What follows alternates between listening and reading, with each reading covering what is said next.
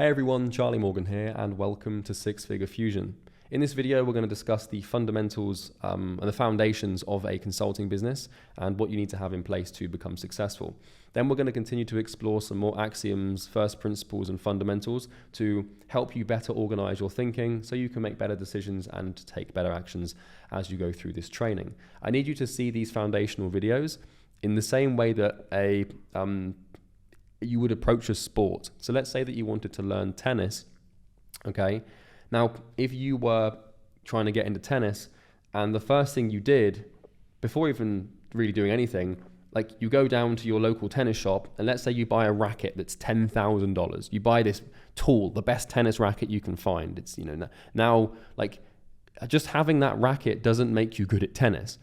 And the same thing is true with this program. The racket represents the shiny objects, such as the sales script, or the outreach strategies to get clients, or the strategies to become an expert, or maybe it's the financial strategies later on, like to learn how to manage the cash flow you make, and maybe it's the content strategy. I'm going to give you the best tactics and strategies in the world to get clients, become an expert, manage the business, and get to six figures. That's going to happen. But those things, they are like the expensive tennis racket. In order for you to even know how to use the tennis racket, you need to understand the rules of the game. So these foundational videos, whilst they are long and arduous and sometimes maybe you're not that stimulated by them, they are very, very, very important. Okay, so please make sure that you've watched Elucidatory Axioms before this video. And please do not skip any of the foundational videos, either in this week or the next week in the mindset module as well. I know it's a process. I know you're used to, Mr. Beast style editing and 15-second short form clips with Minecraft parkour put in the bottom. And I know asking some of you to watch the 3-hour video once a day I know it sucks, but if you can't watch the 2 or 3 hour video, how the hell are you going to build a business? Because trust me, it's way harder than this. So without further ado, let's get into it. So we're going to discuss the consulting foundations, consulting hypothesis, the consulting equation, knowledge, memory, and time, exponential distribution, feedback loops, second order consequences, consequence maps, feeder actions, and then stickability and consistency. Once again, please do not put this video on a 2x speed. Please do not have any tabs open. Take your phone off your desk. Trust me, if you get this stuff right, sometimes literally all you have to do is get this stuff right. So please take it seriously. Please take my word for it. I really want the best for you. And I know that some of you might be looking at this agenda and being like, I don't care about second order consequences. Just give me the scripts. And, those are the people, if you give in to that narrative, you're not going to become successful. So without further ado, let's get into it. So welcome to Six Figure Fusion. Here we discover, here we will discover and define the core pieces of a successful consulting business. And we will boil your entire success with this program down to a simple equation. We're also going to continue to build on more important fundamentals to set your mind straight. And like I said, please ensure that you've watched the previous videos before starting this one. So here we've got consulting foundations. So it's very, very, very, very, very important that you get your foundations right. So just like anything, if you're building a house and you try and build that house on sand or on mud or on a cliff, with poor foundations, it's going to fall down. So what are the foundations of a consulting business? What are these, core pieces of Lego, so to speak, that we build everything on top of? Because that's really what a foundation is. It's a core building block that every single thing that you build, you add into your business, is built on these foundations. And so this kind of comes back to what I was saying a minute ago. If you mess up the foundations, it doesn't matter how good your sales script is. Because a great sales script on top of terrible foundations will be outperformed by a terrible sales script built on incredible foundations. The foundations are where most of your leverage is. So the first foundation of a consulting business is a niche. This is patient zero of the foundation, so to speak. This is where we start. Now, a niche, or if you're using the American term, which some of you probably will be, a niche is a group of people, and that's it. It's a group of people. And a group of people become a niche when they can be grouped together by a statement or feeling of identity. The group or the niche shares the same current situation, desired situation, problems, goals, struggles, beliefs, routines, stories, lifestyles, etc. So people belong to niches based on a lot of different things. For example, they belong to a niche based on their work, their ideology, their diet, their culture, their religion, what they eat for breakfast in the morning, okay? We can segment and group humanity into, neat and tidy pockets based on the behaviors that they partake in, or the thoughts they have, or the belief systems that, that carry them through the world. Now, a single person can belong to multiple niches at the same time. For example, let's say that you are a consultant and you also happen to like classical music. Now, you belong to two niches. So obviously you belong to more than two, but if you are a consultant and you love classical music, then you are in the consulting niche, which means that, you're part of this group of people that are called consultants online. And you're also in this niche of people that like classical music, okay? Now, most people belong to a ton of niches, but they will have a main niche that characterizes the majority of their identity or their life. And, so for example, for me, the niche could be YouTuber, or it could be consultant, or it could be, multi-millionaire as another example. That's a specific niche. Now, niches can be B2B. So B2B stands for business to business. And this basically means, what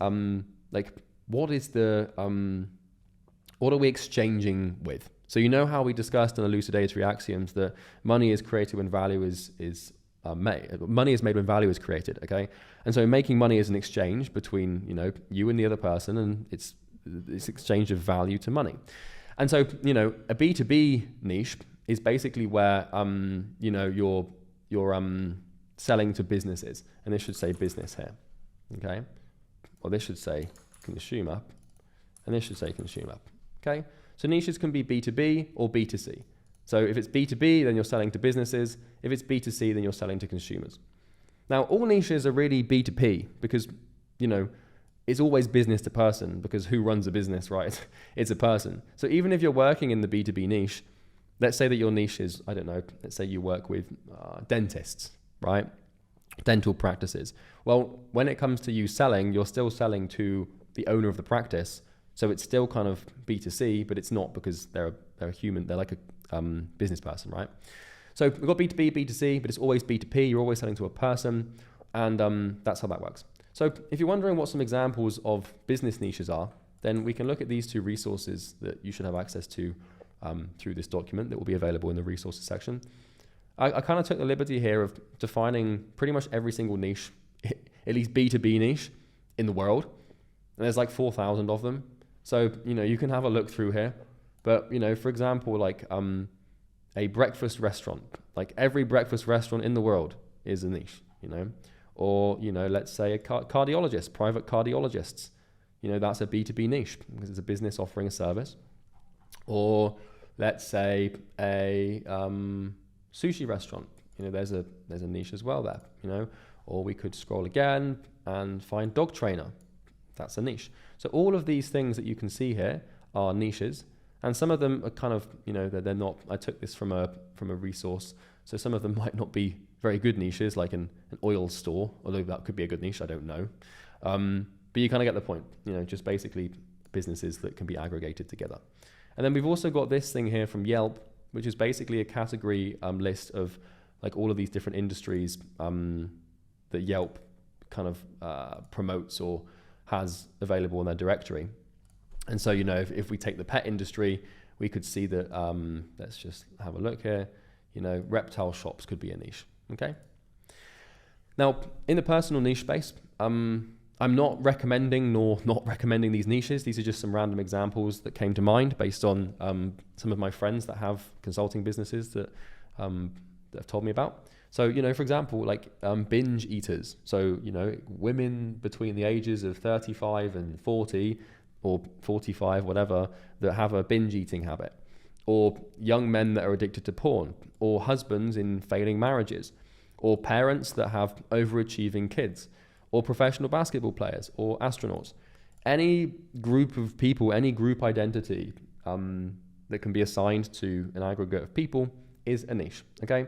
And so with your consulting business, and we're going to talk more about this in the niche video, so for now I'm just bringing your awareness to these foundations, but in later videos when we talk about picking your niche, picking the problem that you're going to solve, etc., you can do B2B or B2C. Like you don't, You don't have to, have an offer and solve a problem of just helping people make more money or helping businesses get more customers. Those offers work and they're very, compelling and they can make you money. But I know a guy that helps, a close friend of mine, called Leon. Some of you maybe you know who he is. His name's Leon, and Leon had a big drinking problem when he was younger, and he managed to overcome this drinking problem and fix it and change his life. And now he makes lots of money teaching people how to overcome alcohol addiction and how to cure alcoholism, and he's very good at it. And he's built a very successful business and career off that. And so his niche is alcoholics. And he picked the problem to solve for them, and so that's an example of a B2C consulting business. Whereas me, for example, I'm B2B, so I help agency owners, coaches, and consultants with high ticket client acquisition, and that's what I help them do, and that's B2B because I'm selling to businesses. So there are tens of thousands of niches. Like in the business space, there's thousands of them. Personal niches, there's thousands of them. Like there's a lot. And I'm going to show you how to pick the one that is right for you and how to get in on that. So don't worry about that. So niches exist inside of industries. An industry is basically a segment of the entire economy. Okay? So when I talk about industries, I'm talking about the manufacturing industry, or the tourism industry, the food industry, the transportation industry, real estate, technology, education, professional services, agriculture, financial services, banking, media, fitness. These are like the big macro shell industries. And inside of an industry, you have lots of different niches. So for example, we've got professional services industry. Well, inside of the professional services industry, we might have the consulting niche, for example. Now, industries contain niches, and typically niches contain niches. And we would call these micro niches. So this is where it gets kind of interesting because you can't niche down into an industry. So you can't say, I work in the banking niche, because the banking industry is, it's gigantic. I don't know how many hundreds of billions or trillions of dollars, probably trillions in the world of the total economic machine are attributed to this bad boy. But you're not niched down into an industry. You niche down into a specific group of people inside of an industry. And inside of that group, you usually find other groups as well.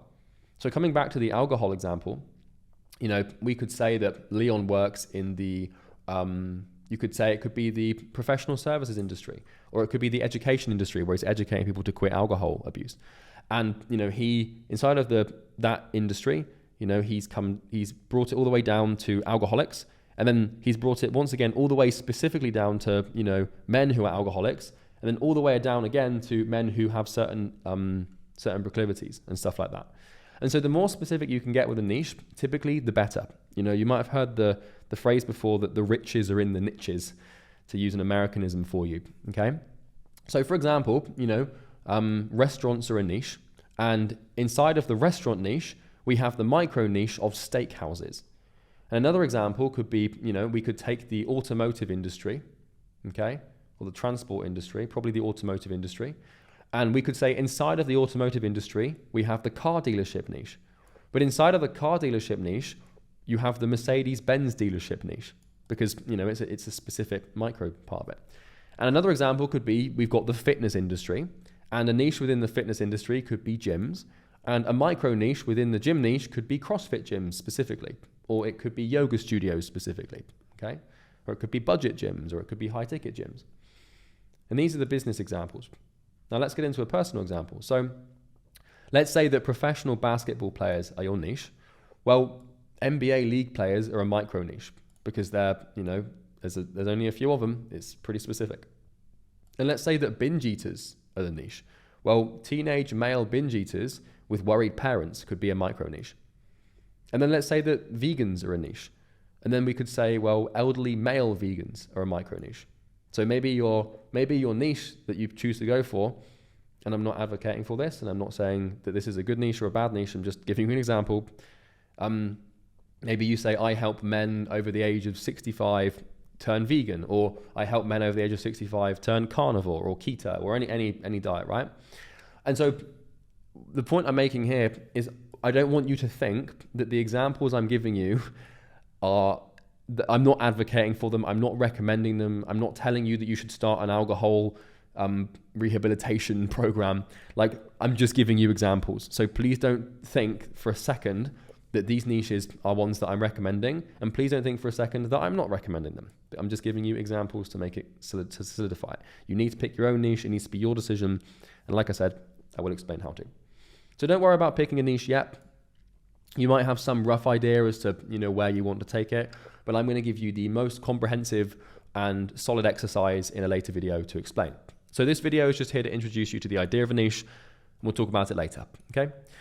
So once we've picked a niche, once we've nailed the first foundation, the reason that I said earlier, like the foundations are the most important, is because the market you're in is kind of the biggest constraint and bottleneck to your entire business success. Like, for example, if you want to go into the student niche where you want to help students, then you're probably not going to make that much money because, well, students, like, historically and famously are broke and don't have much money. And therefore, if you base the foundation of your business on a market that has significant financial restriction, then your business is going to face significant financial restriction. So there is a lot of stuff that goes into picking a niche, and we'll get into it later. So the second foundation is the problem. So the problem is basically, we explore this in elucidatory axioms, right? The problem is your opportunity to provide a solution, to provide critical information, to create value and alleviate pain.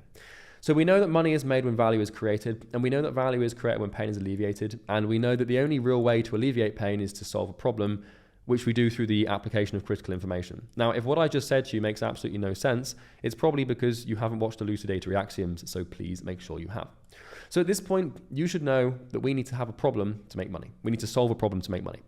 Problems are unwelcome obstacles or situations that prevent a person from achieving a desired situation or outcome. And the great thing about problems is they are what we would call fractal, okay? What that means is it's pattern-based. And problems are shared by a niche. So niches share many problems, but there's always a few problems that, that basically are the most painful and that are shared by most niche members. So to give you some examples, if we once again use the binge eating niche, as I said, I'm not recommending this niche, nor am I not recommending it. It's just the first example that came to mind. Some problems that binge eaters have are going to be cravings, relapse, self-hate, body image issues, etc., etc. And so what we can do when we have a niche and we define a group of people is, like, we can start to extrapolate the problem that one person in that niche has to every single person in that niche. Okay? So take yourself, for example, right now, and you're going through the Imperium Academy. You are in this sort of business opportunity, want to start a business online, make money online niche, okay? And the problems that you have that are preventing you from getting what you want, you share with pretty much everybody else in this program. And that's just a truth. You're going to have similar belief systems. Now, you're not going to be identical to everyone, but in the aggregate, if I took 100,000 of you, I could make some pretty damn solid, mathematically accurate predictions about what your day looks like, how you think, what you want, what you don't want, what you desire, and more importantly, what problems you have. And once you understand the big problems in the niche and you understand that everybody in that niche has those big problems, now we've got a scalable business model because we can solve that en masse. So another example could be a restaurant. So if the restaurant niche, which is a B2B niche, one problem they might have, and I'm just guessing here, I don't actually know, one problem they might have is finding good chefs or low profit margins, or another one could be seasonal trade. So maybe your niche is, I help restaurants in hot countries or in holiday areas get more table bookings in the winter. Just an example, right? I don't know if that would work or not. I've never tried it. I've never seen it work. Just an example. Once again, I'm not recommending these, blah, blah, blah, blah, blah, disclaimer. Okay, they're examples. Like, what I don't want to see is suddenly 1,000 consulting businesses spring up, suddenly helping restaurants find good chefs or summer restaurants getting, like, do you know what I mean? Like, please think for yourself. I don't even know if these problems exist. I'm just giving you examples. So do not base your entire financial future off of some random examples that came to mind when I was making this. I can't stress that enough. Please do not let this bias you into thinking that one of these is the right niche or the wrong niche to pick. So as per the niche selection, I'm going to help you find a painful problem in later videos. So don't sweat it for now. I just want you to be aware the next foundation above the niche is the problem, okay? And I'm going to show you how to find a problem. We're going to pick a niche, then we're going to do some research, find out what they struggle with, and that's that. So the third foundation is the solution. So the solution is basically a manifestation of the application of accurate and appropriate critical information to a problem. So a solution happens when we take a problem and we solve it, okay? And the way we solve it, as we know now, is by applying critical information to it. That's what a consultant does. Now, niches pay for solutions. Solutions feel pretty damn good because they alleviate pain. And we know that when we alleviate pain by providing a solution, that solution becomes associated with value. Because remember from the last video, value is nothing but an association between sentiment and solution. That's kind of really what it is. So for example, if we take the binge eating example, these are their problems, then maybe the solution we'll provide is training on how to manage your cravings. Or maybe you make a pill that you give to people who are binge eating, and it has the specific genetic biological code to make them not crave crisps. I don't know, right? You get the point. Another example could be restaurants. So, let's say that one of the problems they have is finding good chefs. Well, maybe you become a recruitment consultant and you do done-for-you chef finding. Or maybe you come up with a brand new restaurant strategy and a new dish to sell. Like a primary example of this problem thing, really good example. If any of you are familiar with Mr. Beast, which most of you will be, if you remember the Beast Burger during the COVID lockdowns, so what Mr. Beast's team did is they did this. I mean, this was damn brilliant. All of these restaurants were, closed, and they all had kitchens and facilities to, make food. And they had, there were key workers and staff, but no one was going to these restaurants. So what Mr. Beast's team did, and what Mr. Beast did, which was absolutely genius, was create this franchisable Mr. Beast Burger, where he went to all these restaurants, across America, and was like, hey, here's a burger to sell. I'm going to whack my name on it. Here's exactly how to make it. We'll provide all of the ingredients and everything you need, and you can sell it, and then you can deliver it to people. So we're doing food delivery here. So people can still get what they want from the restaurant, but it's branded and everyone knows what it is. And, it's really profitable because it's literally just meat and bread. So crack on. And Mr. Beast made a damn lot of money with the Beast Burger, because suddenly the niche of restaurants had this massive problem of, hang on, no one's coming because of COVID. And so he found a way to solve that problem. And obviously the restaurants paid him significantly for that. So the solution is what you bring to the table to solve the problem. It's an amalgamation of the critical information that you have sought, found, processed, and applied, basically. And solutions create results. So these are the first three foundations. You pick a group of people, you find the problem they have, and then you solve that problem. Now, once again, I'll walk you through how to do the whole solution thing in future videos.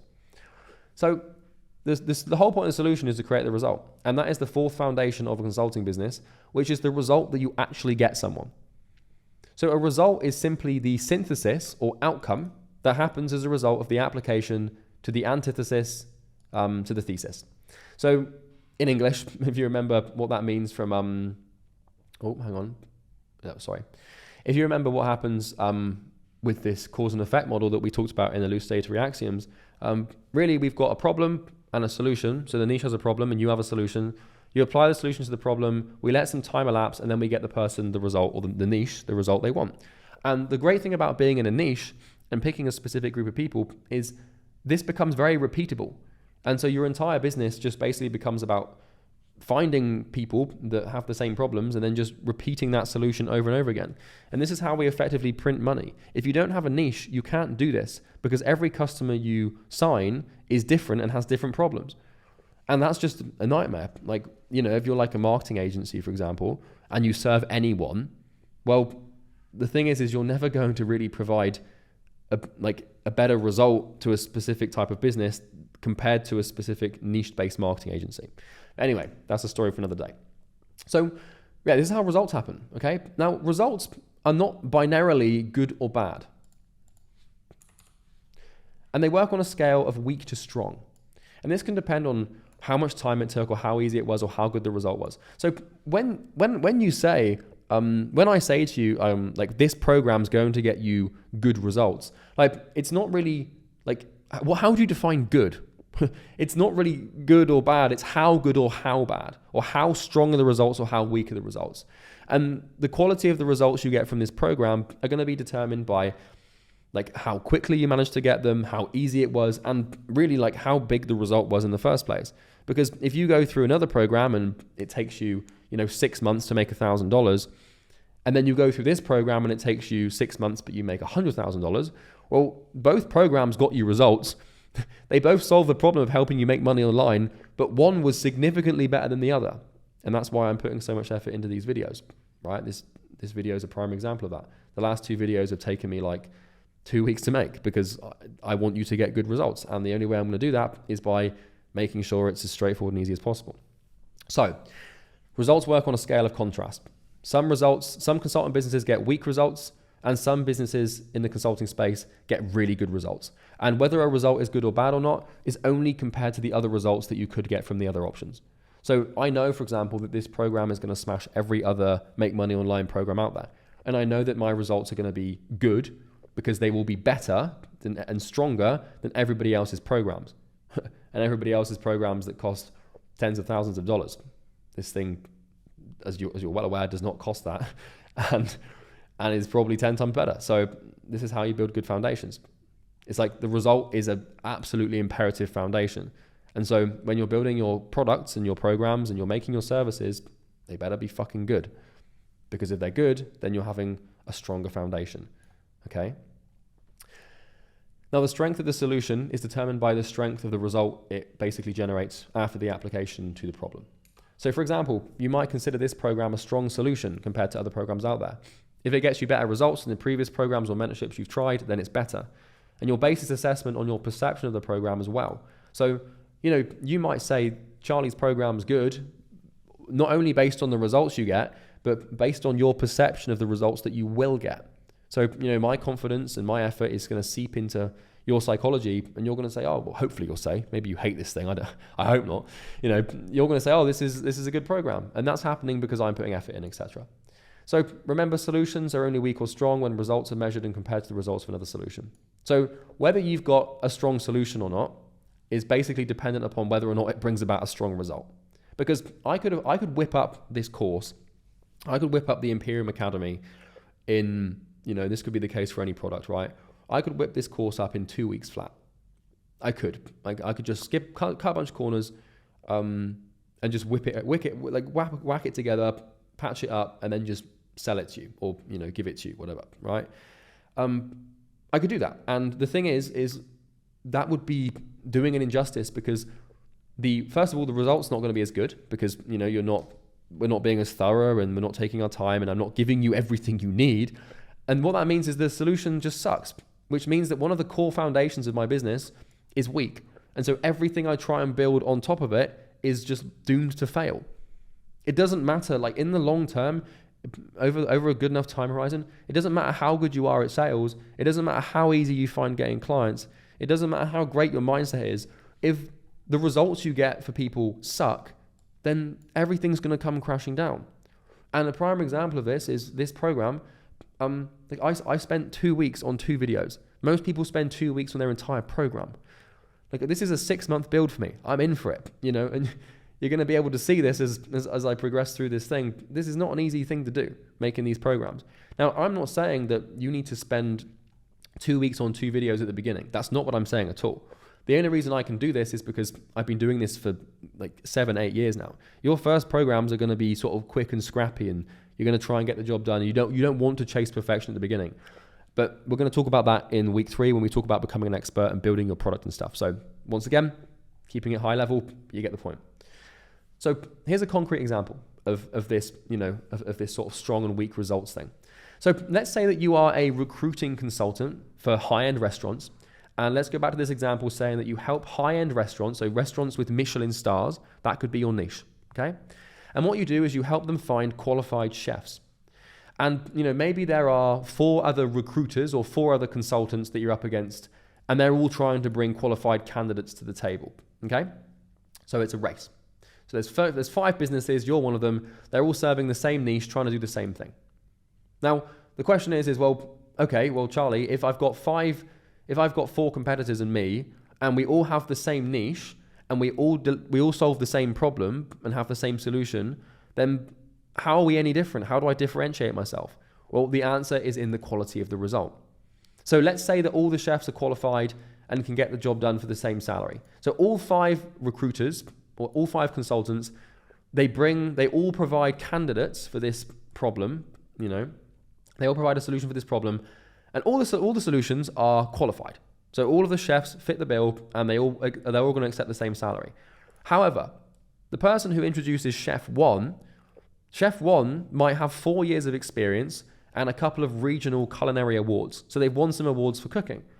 But Chef 5, whilst being qualified and accepting the salary, Chef 5 might have 30 years of experience, 3 Michelin stars, and a massive culinary social media audience to boot, like a massive food audience on Instagram to drive traffic to the restaurant. And this person, wherever they work, their audience goes to find them. Like, it's the same niche, right? High-end restaurants, and it's the same problem, finding qualified chefs, and it's the same business model, consulting. But if consulting business number 5 brings a chef that has 30 damn years of experience and 3 Michelin stars and an audience, and consulting business number 1 just brings some dude that's won a couple of awards and has 4 years of experience, who do you think is going to make more money? Who's adding more value? Like the person who gets the best result, right? It's really simple stuff. You have to gauge this. You have to understand your success, your financial success is about how good the results you get for people. Do not be fooled by anything else. Anything. It's all about this. You're up against a lot of people in the same niche solving the same problem with a similar looking solution, but not all solutions are created equally. Okay? One will be better than the other. And it's the one that's the best is the one that wins in the long term. And that's the only reason I have so many people in this damn program now. I mean, I'm making it now. There's no one in here yet. But I'm anticipating that when this thing's launched, it's going to go a little bit mental. And that's because it's going to get the best results. So the consulting business that brought Chef 5 to the table, and please excuse this terrible pun, has the strongest solution and therefore the strongest results and has added the most value. And this person will make the most money in the long term with enough time applied.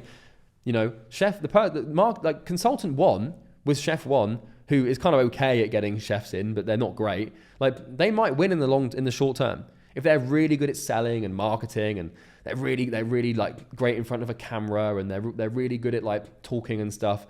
Like yeah, they might beat consultant number 5 in the short term, but when time starts to elapse and people in this niche start talking to each other, and the real results come out in the wash, it's going to be Chef 5 that wins.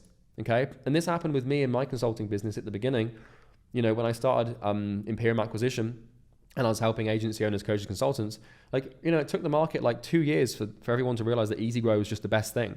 There were people that were better at marketing than me, and there were people that were better at sales than me. And, there were people that were making tens of millions of dollars, by making ridiculous claims and being good with Facebook ads. And I just spent all my time I spent 12 months building EasyGrow. And I knew that if I just did that, given like another couple of years, like soon the market would realize, and then everyone would flock to us. And that's literally exactly what's happened. And everyone that relied on fancy marketing, well, we've left them in the dirt. And a lot of them are now working as marketing managers for random companies. Like we've destroyed them. And you destroy your competitors by providing better results. So, here's an example here. So we've got a strong chef or a weak chef, not physically, just in terms of their skills, right? But, Chef 1 could be a good chef. This could be 4 years of experience with some regional awards, really promising. But in comparison to Chef 5, they're pretty damn shit. And so, I want you to understand this, that results and solutions, they work on a scale of contrast positioned against other solutions that your competitors are providing. And so if you want to beat people, you have to be better than them. And to be better than them means to get better results. And to get better results means to be better at the damn thing that you're doing. And that will all be explained in week 3. So here's an example, obviously, of how different consulting businesses can solve the same problem and be in the same niche. But, this is why I make, $10, $20 million a year, and some of my competitors make $5,000 a month.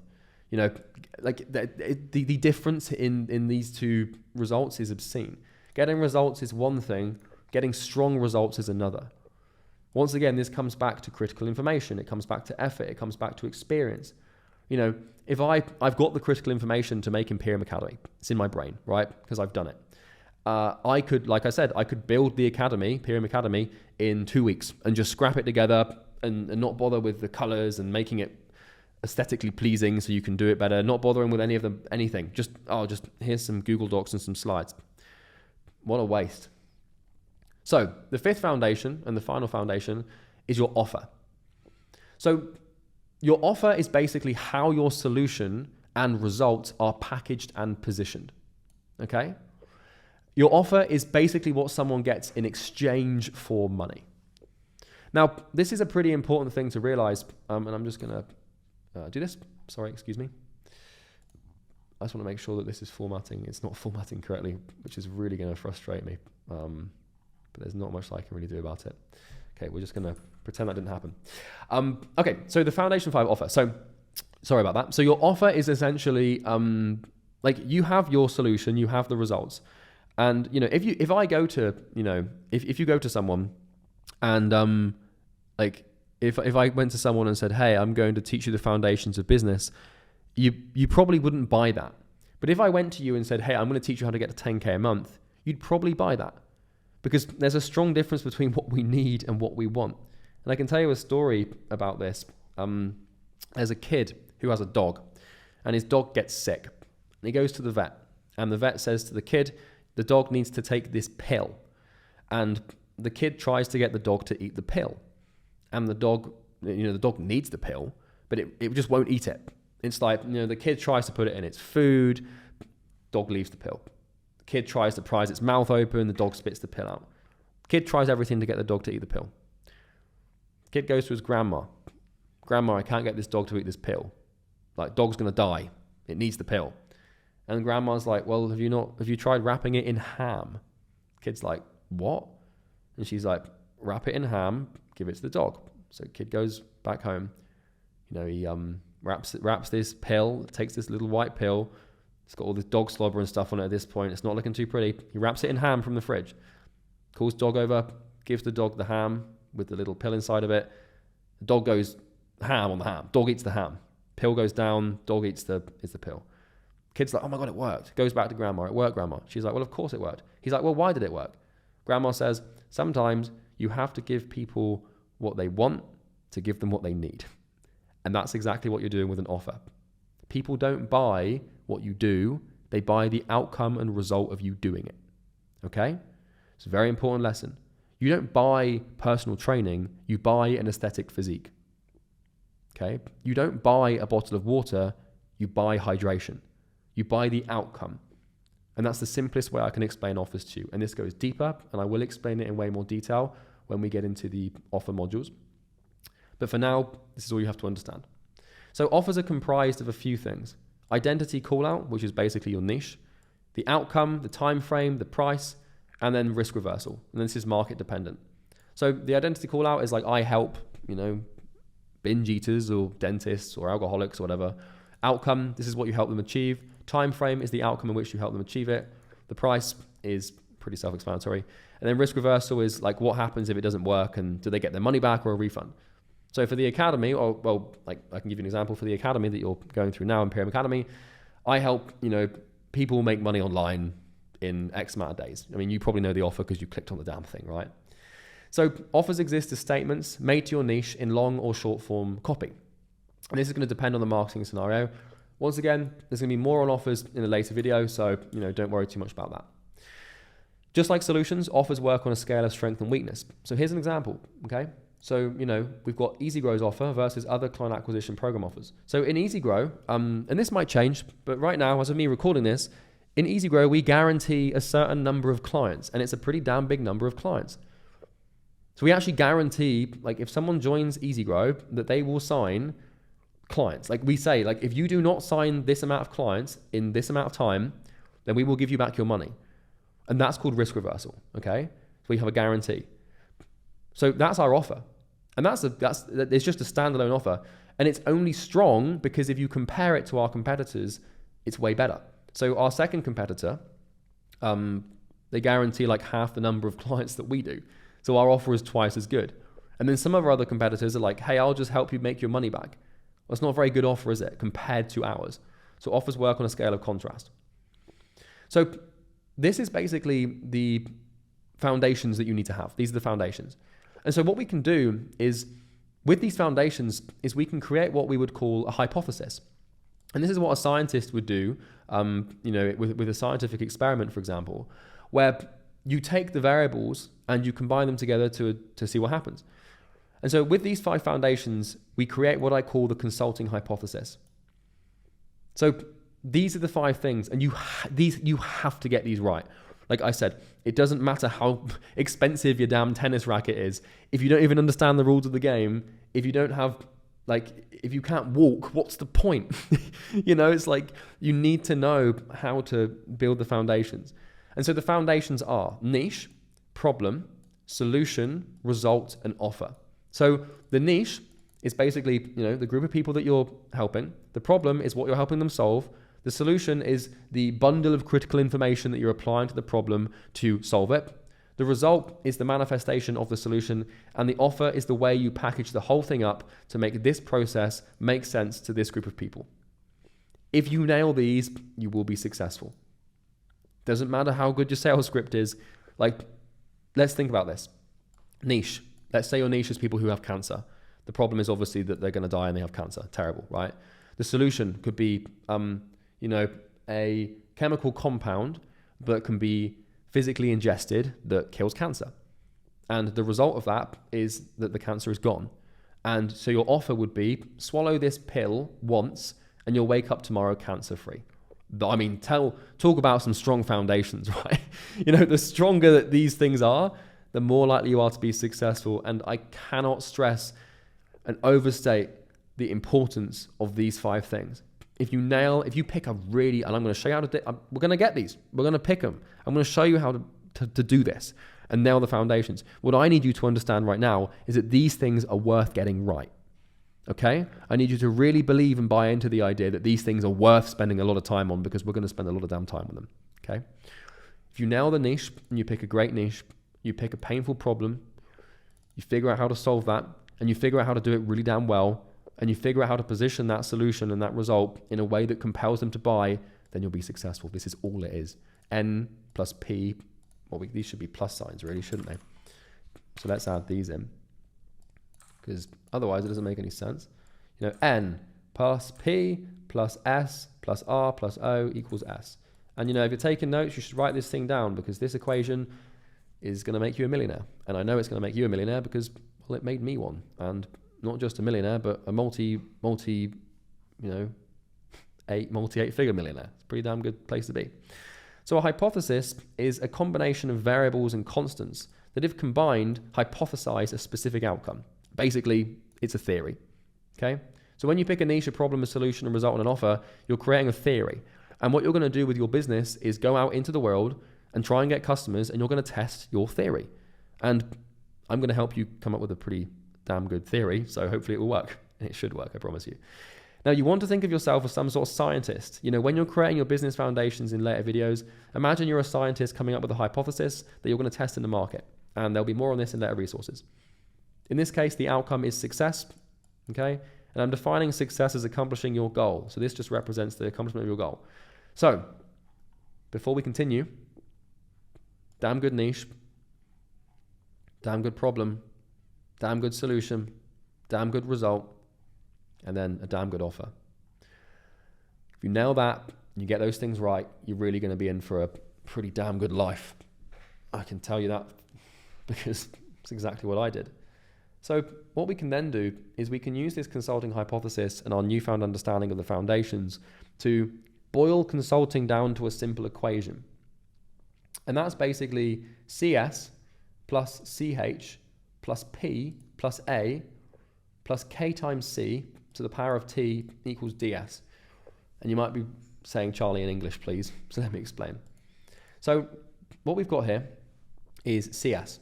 So the first part of the consulting equation is your current situation. And that's where you are right now, okay? The second part of the consulting equation is CH. And CH is your consulting hypothesis, okay?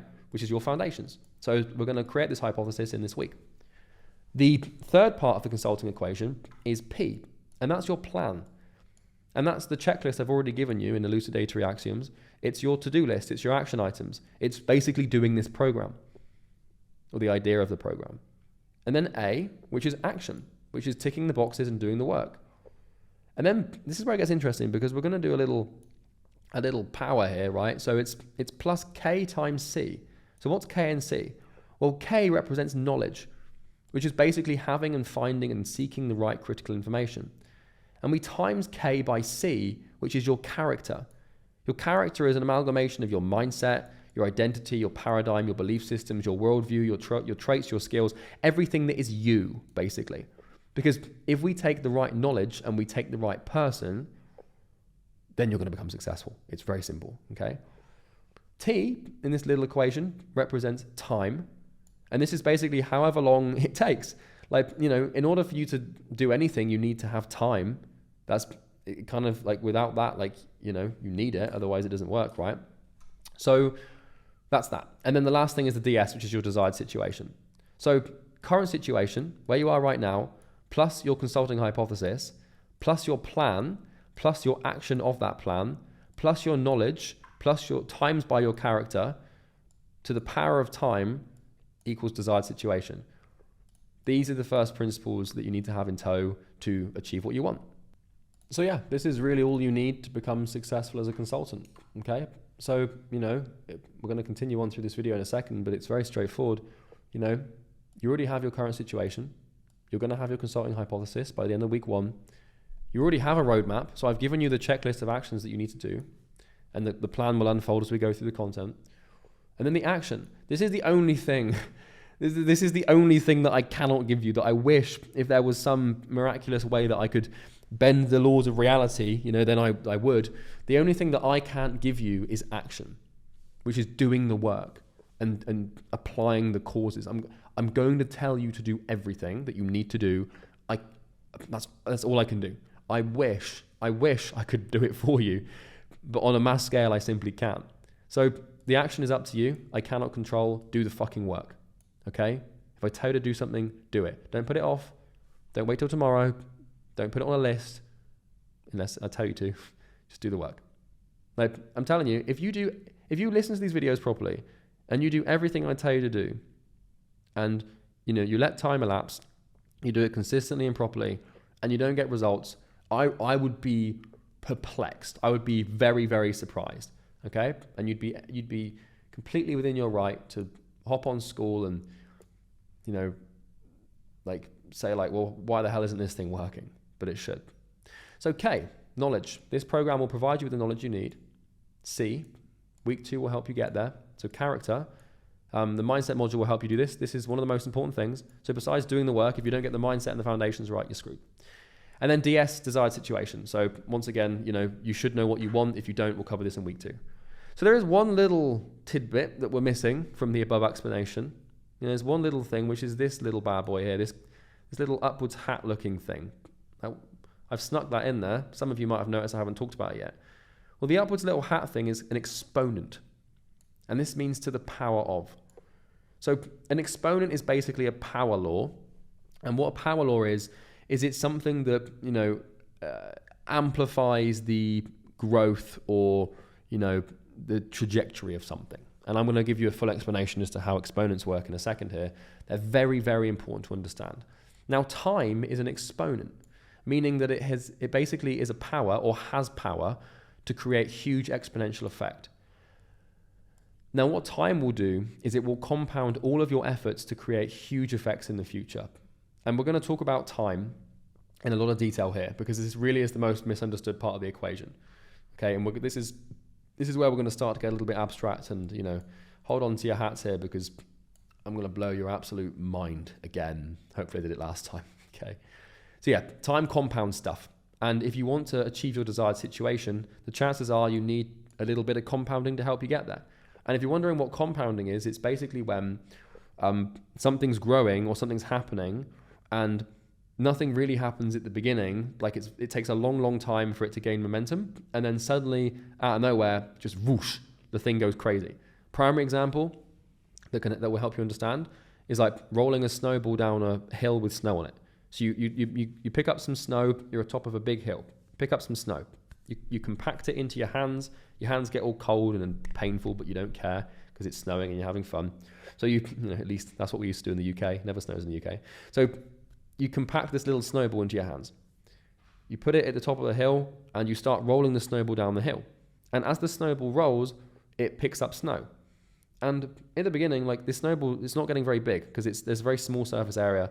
But over time, gradually, and then like it gets a little bit bigger, and then suddenly there's like a point of, literally in physics, it's called point of critical mass. And the snowball just gets massive really quickly. Like the surface area increases, which means that it picks up more snow, which means that the surface area increases, which means it picks up more snow. And then we have this thing called amplification occur, where it gets really big really quickly. But it takes a long time to get big enough to start getting big quickly. That's what an exponent does. And time is an absolutely beastly exponent. And I'm going to show you how to use it and become a millionaire.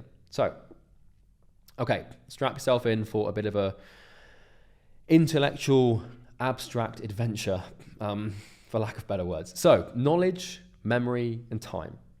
So, you know, there's a few things that we need to have to become successful, and a couple of them are knowledge and time. And the rest of them are pretty self-explanatory, so we're going to focus here. So let's talk about knowledge and time. So knowledge is basically really just learning and remembering what you need to know to become successful. And time is basically just, I don't know why that's in bold, time is basically the period or sequence of events that brings effect out of cause. So what is time? I mean, that's a pretty damn scary question to try and answer on the spot. But if you think critically about this, time is basically, it's a dimension. And what that means is it's a space that we can use to observe the world. In essence, it's a dimension, right? It's really the definition of time. And what it is it's basically a sequence of events. Now, we have obviously standardized time into years and days and weeks and hours and minutes and seconds. But think about this for a second. Days don't really exist. Okay? Hours don't really exist. They exist because we think they do. But there's no, biological structure that is an hour. It's not real. It's not like an ocean that you can point to and be like, oh, that's a thing. Like we created these words like hour, second, etc. to do something called standardization, which is where you use words to give meaning to things. Because imagine not having like hours. Imagine not having a calendar. We used to not have a calendar until like the Romans came along. And things kind of sucked before a calendar. Because how are you going to meet someone? You're like, oh yeah, I'll meet you when the sun is in the sky at, 60 degrees. But then you realize that 60 degrees in the measurement of an angle is also an abstraction that humans have created to make sense of the world. So without these standardizations, we get into a little bit of trouble. And so time isn't hours, it's not days, it's not weeks, it's not years. That's just how we understand it. And that's how we perceive the dimension of time. But what time really is it's basically just a sequence of events, okay? Now, knowledge and time, they have a pretty tricky relationship. And the reason I'm explaining this to you is because there's a real big pitfall for you to watch out for. And if I don't help you watch out for it, you'll fall into it and you will fail and your business will die, okay? And it's all to do with knowledge and time. So knowledge and time, they don't get along very well, okay? They're in a bit of a toxic relationship. They kind of need each other, for the person, the conscious mind to manifest a goal, but they don't really get along. They don't like each other that much. And this is because as a human, your memory really sucks. Okay? So remember, knowledge is about learning and remembering things. And the thing about memory is it gets worse with time. And so when we apply time to memory gets worse. And what that means is that over time, you forget things and therefore your knowledge decreases and gets worse. And so, look, remember, the entire world ticks on cause and effect, okay? And that's how it works. So what's going to happen is this. You're going to put cause to effect, but it's going to take time for that cause to create the effect you desire. The problem is that as time goes on, your memory gets weaker. Now, you might be thinking, Charlie, well, why is that a problem? Why do I care? Well, eventually, if you were consistent over time, if you've done what you need to do, then the cause that you've done will create the effect you want. But by that point, you'll have either given up or switched to something else because it didn't work or it wasn't happening fast enough. These are some pretty common ones that we can just highlight in blue. Or you won't know why it happened and just put it up to luck, fate, or chaos. So let me tell you what's going to happen. You're going to go through the Imperium Academy, okay? And what's going to happen is a year from now, 3, 4, 5 years from now, okay? If you, 5 years from now, if you haven't made a conscious effort to come back to these videos and to relearn and remember them, you will have forgotten them, I promise you. And if you don't believe me, then pick any non-fiction book you've ever read. Or no, not even that. Pick any class you ever took in high school and pick a subject and tell me 10 things you know about that subject that would have been taught in that class. You can't remember, okay? And I don't want the excuse of, well, I just didn't remember it because it was just for an exam and I wasn't going to use it in the real world. It doesn't matter. Pick a book that you love, your favorite book ever that you've read time and time again. Maybe you haven't got one, but pick a podcast episode that you've watched over and over again, or a documentary you've watched over and over again. Pick that book or that documentary or whatever, or that podcast. In that book, what does it say on line 7 in page 123? You don't know, right? That's kind of normal because you're not going to remember all the pages. But what if that line was really damn important? You're going to forget things. Same thing with your favorite movie. What happens at 1 hour and 41 minutes and 37 seconds? You probably don't know. You could give me a general answer, but if whatever happened in that movie was crucial to the success of your life or crucial to a certain thing happening that you wanted to happen, then you need to remember it. And so I know that what's going to happen with this program is if you're not continuously trying to remember what you've learned, you will forget it. And so what's going to happen with a lot of people in this program, and I hope it won't be you, it shouldn't be if you're listening, is you're going to go through the program, and then after 6 months, a lot of people will have given up, or they will have switched to something else. And they'll have switched to something else because they'll say, oh, this didn't work, or it wasn't happening fast enough. Oh, I tried Charlie's consulting program, it didn't work for me. And then it's like, well, really? Why not? Oh, it just wasn't for me. It just didn't work. It's like, well, what do you mean it didn't work? Because there's other people in the program that are getting results. So this sounds like a you problem, not a program problem, right? And the other kind of person that it will happen with is if they don't remember this program, then they'll go through the program and they might get results and then they won't remember why. They won't be able to attribute it back to the program. So this is very abstract. So let me give you a visual, okay? This is really important to remember. If there's one thing to remember, it's this, okay? So look, things take time to work. This program is going to take a good year or two of consistent reminding and consistent action for you to actually become successful, okay? And I've told you this multiple times already. It's going to take time. The work you do today won't have a true major exponential effect for many years. You're not going to see the benefit of watching this video and remembering this video and applying this video for maybe 5 years. I mean, hell, 50 years. You're not going to really see any absolutely, multi-millionaire, billionaire level 9-figure plays probably for 20 years, maybe 15, 20, 30 years. But even getting to 6 figures, you're not going to see that happen for maybe 6 months, 12 months, 24 months, 36 months. No, that's way too long. 6, 12 months, 18 months probably, okay? So for example, the one cause that got me to where I am now was quitting my apprenticeship and starting my own business. So there was one little action I took, nearly 8 years ago now, 7 years ago. And that action has compounded over time and got to the point where I'm now making $10 million a year. Just one little action, butterfly effect style, one small thing. But I'm now making $10 million a year. And the good news is that I can remember, what made that happen. But a lot of people, they don't remember the things that got them to where they want to be. And this gets them into trouble. So I know that right now this might not make complete sense to you. And this might seem really weird. And you might be thinking, well, how the hell, why is this going to happen? It will all become clear in a second, I promise. So look, here's how effect works over time, okay? So this is obviously an exponential diagram. You should kind of be familiar with this, at least somewhat. This appears everywhere in life. So we have effect on this axis and time on this axis. So we have the cause here, which is something happening, okay? Like me quitting my apprenticeship or you starting this program. And then we have the effect. So the effect isn't that big for a long time. Like this is snowball down the hill stuff. Like that snowball's not going to be very big at the beginning. It's going to take a long time.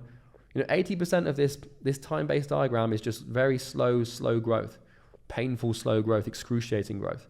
And then suddenly, bang, out of nowhere, we hit this point of critical mass, a feedback loop kicks in, which I'll explain later, and we have this wild effect. And so we know that causes take a lot of time to affect. This is called latency, okay? It's delay. Causes take a lot of time to do this. Like this program, you're not going to see great results. It's like, I'm a month into doing it and it's not really working. Like this is what happens with these people who either give up or they switch to like drop shipping or OnlyFans management agencies, God forbid. It's up to you what you do, but swiftly moving on, like people that move on to like, I'm going to start an Amazon FBA business, or I'm going to start like a video editing, I'm going to do this, or I want to like get into sales or whatever. I don't know. Like people switch and people change, and really what they're doing is they're giving up. And what they're doing is they're giving up during this point here because they think that it's not working, because the cause is just taking a lot of time to build momentum to go whoosh. And 99% of people, they give up before this little thing happens because they didn't have the patience, the foresight, or the wisdom to understand that the cause just needs a little bit of time to cook. And sometimes that little bit of time can be many months or many years. Like I've said, like you're not going to see 10K a month next month. I mean, some of you will. Like the odd person will just come through and break the paradigm and just crush it. But for most of you, it's going to take like a good year or two of consistent, painful work, building, and then something will click and you'll hit a point of critical mass, like a certain client or a certain milestone, and then bang, like it'll fly up. Now, why the hell are we talking about memory then, if it's about effect? Well, let's plot memory over time. So on this axis, we have memory. On this axis, we have time. And then we have the cause, and then we have forget. So, we've got cause and effect, but we've also got cause and forget. And so what this means is that in the short term, like in the immediate short term, your memory is really good and your recall is very high. But human memory is pretty terrible in the long term. As time elapses, we tend to forget things. And if you don't believe me, what were you doing when you were 7 on the 18th of June? I don't know. Like, what was the first name of your maths teacher in school, in primary school or elementary school? Because you would know it. Like, someone would have, said like, Helen, can you pass me the binders? But you can't remember, right? Maybe you can. Maybe you can. But this is an example, right? What did you eat for dinner 3 Wednesdays ago? You probably don't remember, okay? And it's cause and forget. And so what happens is our memory gets exponentially worse over time. And so, today you learn this stuff in the Imperium Academy. And tomorrow you're going to remember it real damn well. Maybe for the next week or two, couple of weeks, maybe a couple of months, you're going to remember it. It's going to be fresh in your mind and you'll be remembering it and everything will be good and you'll be acting it out and you'll be getting success and getting what you want. But then pretty damn quickly, out of nowhere, like whoosh, you forget it. Like just bang, gone, forgotten. And then, by the time you get here, you've completely forgotten it. Like think about this for a second, man. Like woman, person, like everything you've ever learned, you've forgotten 99.99999% of it. Because to remember everything would be absolutely insane. You'd be like, to consciously be able to recall every single moment of your life would be, I don't know, it's not really possible. I mean, maybe it is, I don't know, but that just doesn't make sense, right? So what you need to learn to do in life is find the things that you need to remember that are really damn important and just never forget them, never let go of them. Like your girlfriend's birthday, for example. It's a pretty big one. Don't you dare forget that. 'Cause trust me, I've done it before. It's not good. It doesn't end well, okay? So anyway, memory gets worse with time. I could probably explain to my ex-girlfriend, clue's in the name now, it's ex, right? I could explain to my ex-girlfriend about how memory works exponentially over time, but I don't think she'd be that interested as to my excuses. But anyway, so memory gets worse with time and effect gets better with time. So, Charlie, what the hell? Why do I care, right? Well, now we can see a problem. Because if we plot these two things together, we can see a problem emerge. So on this axis, we have memory and obviously effect. Memory is represented by the blue line. Effect is represented by the red line. And for those of you that have some intelligence in between your ears, which most of you do, I think, and will, you should be able to pretty immediately understand what this graph means and why it's a problem. Okay? What this means is that, like, so you do something. You start a business, or you do something with the anticipation of making something happen in the future. And you do it, and it starts to curve up, and you start to see the effect you want. And then bang, suddenly you're here. But at the start, you remember what you were doing, but then after a while, you forget what you did. And so, like, this is why people get confused in their life. Like, your life right now is the sum aggregate of every decision you've ever made. Like, life to you seems chaotic and out of control. You're like, oh, why do I have these problems, and curse this damn universe, and screw you, God, like, life sucks, like, or I don't know why I am where I am. But all that's happened is you've just forgotten what you did. So let me explain with an example. So today, let's say you make 200 cold calls. In 5 months' time, so you call 200 random clients to try and get them as clients. And then in 5 months' time, some random dude emails you out of nowhere asking you to sign up as a client. And you being you forget that this is a guy you cold called.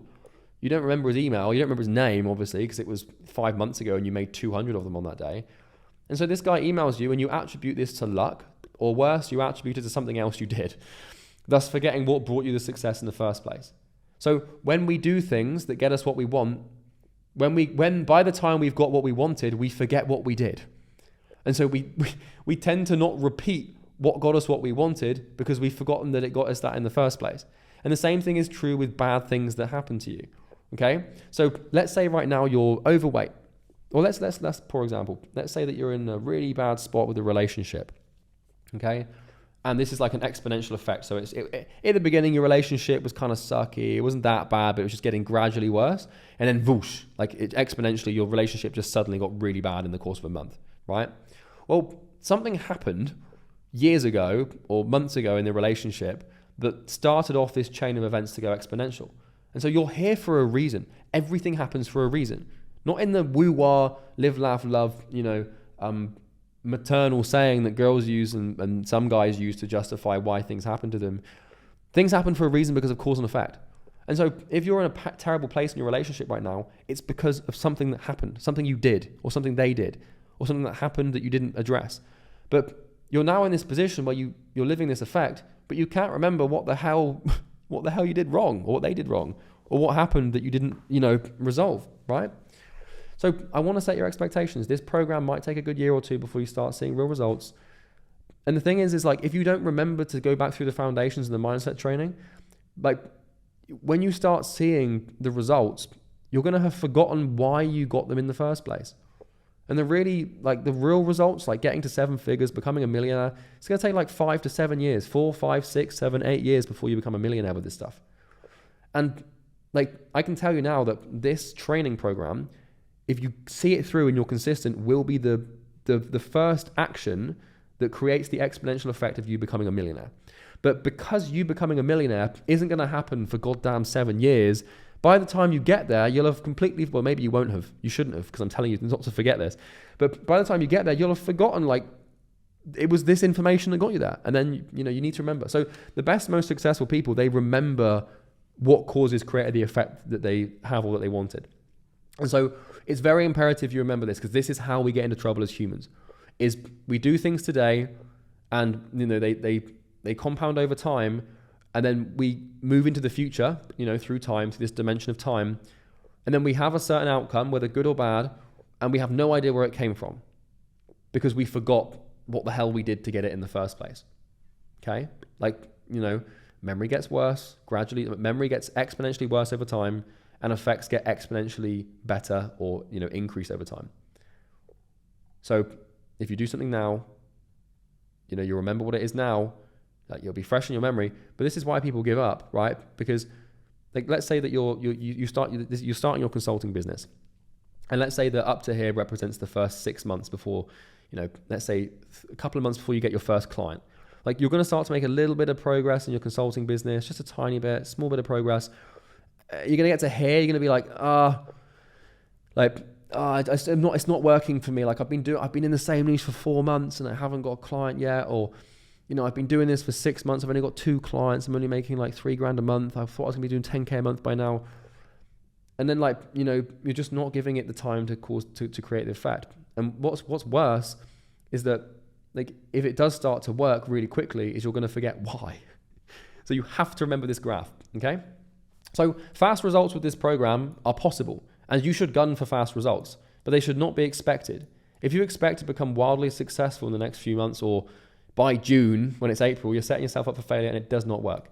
So a lot of people do this where, they'll come into a program like this and they'll say, I want to be making 10K a month by, and then they'll pick a date that's like 2 or 3 months away. If that's you, I don't want to call you an idiot, because I know you just want the best thing for yourself, but you're being an idiot, okay? Like, you should gun for fast results and you should want to try and get results quickly, but you want to stop trying to do it in like the next month or 2 months, because it's just not going to happen, man, because everything happens like this, okay? It's going to take, it's like 1 month, 2 months, 3 months, 4 months, 5 months, 7 months, 8 months, bang, 1 year, suddenly I'm making multi 6 figures. Wait, why is that happening? I can't remember. Oh yeah, it was the foundations and the mindset training. If you want to know what the biggest thing is with this, it's going to be the foundations training that this week, and then the mindset training. So week 1 and week 2, and probably week 3 as well with the expertise training. Like, this whole program, do not make the mistake of thinking this is a watch and done thing, especially the mindset training. The mindset training that I used to do when I was becoming successful at the very beginning, I revisit still every 3 months. And I'm not joking. It's like 20 hours of training and books and stuff that I reread continuously. Like, one thing I used to work on my mindset is Discourses by Epictetus. It's a book by a Stoic philosopher, transcribed by a historian called Arrian. And I read that book once every 6 months, and I have done for the last probably 10 years now.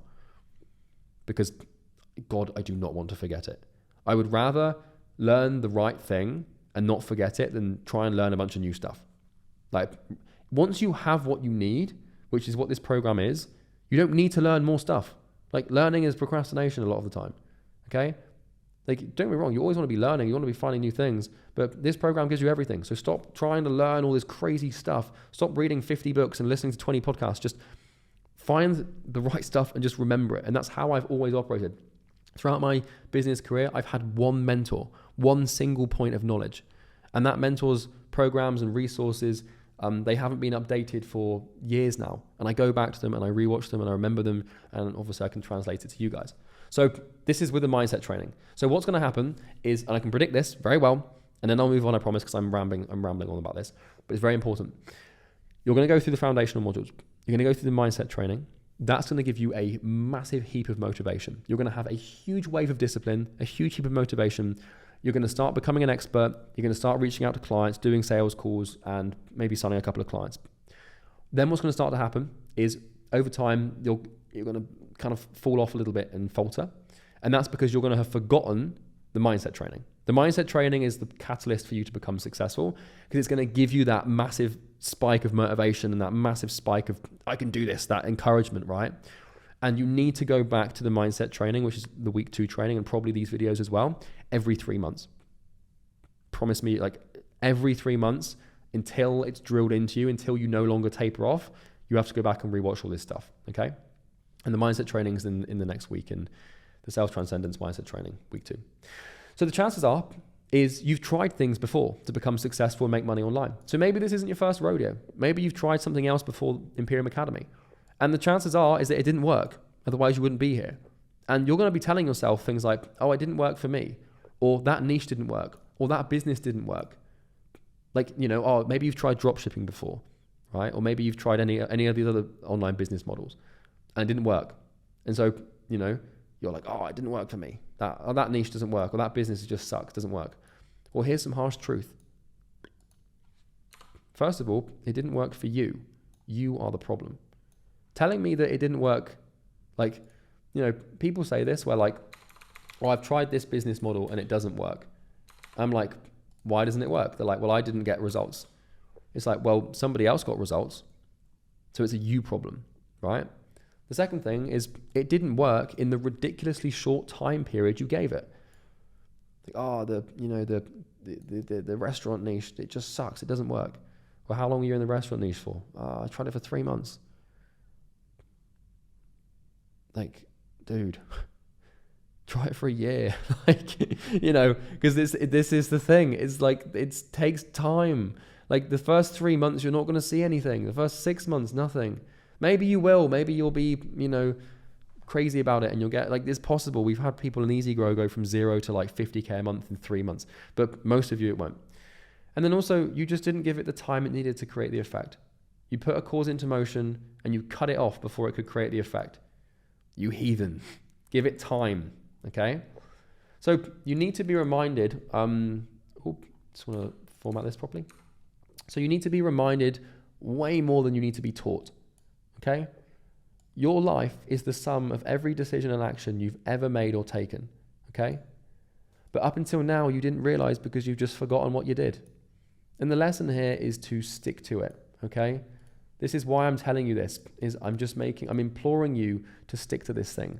Stick to the training, stick to the business model, stick to the niche that you pick, stick to the problem you try and solve, etc.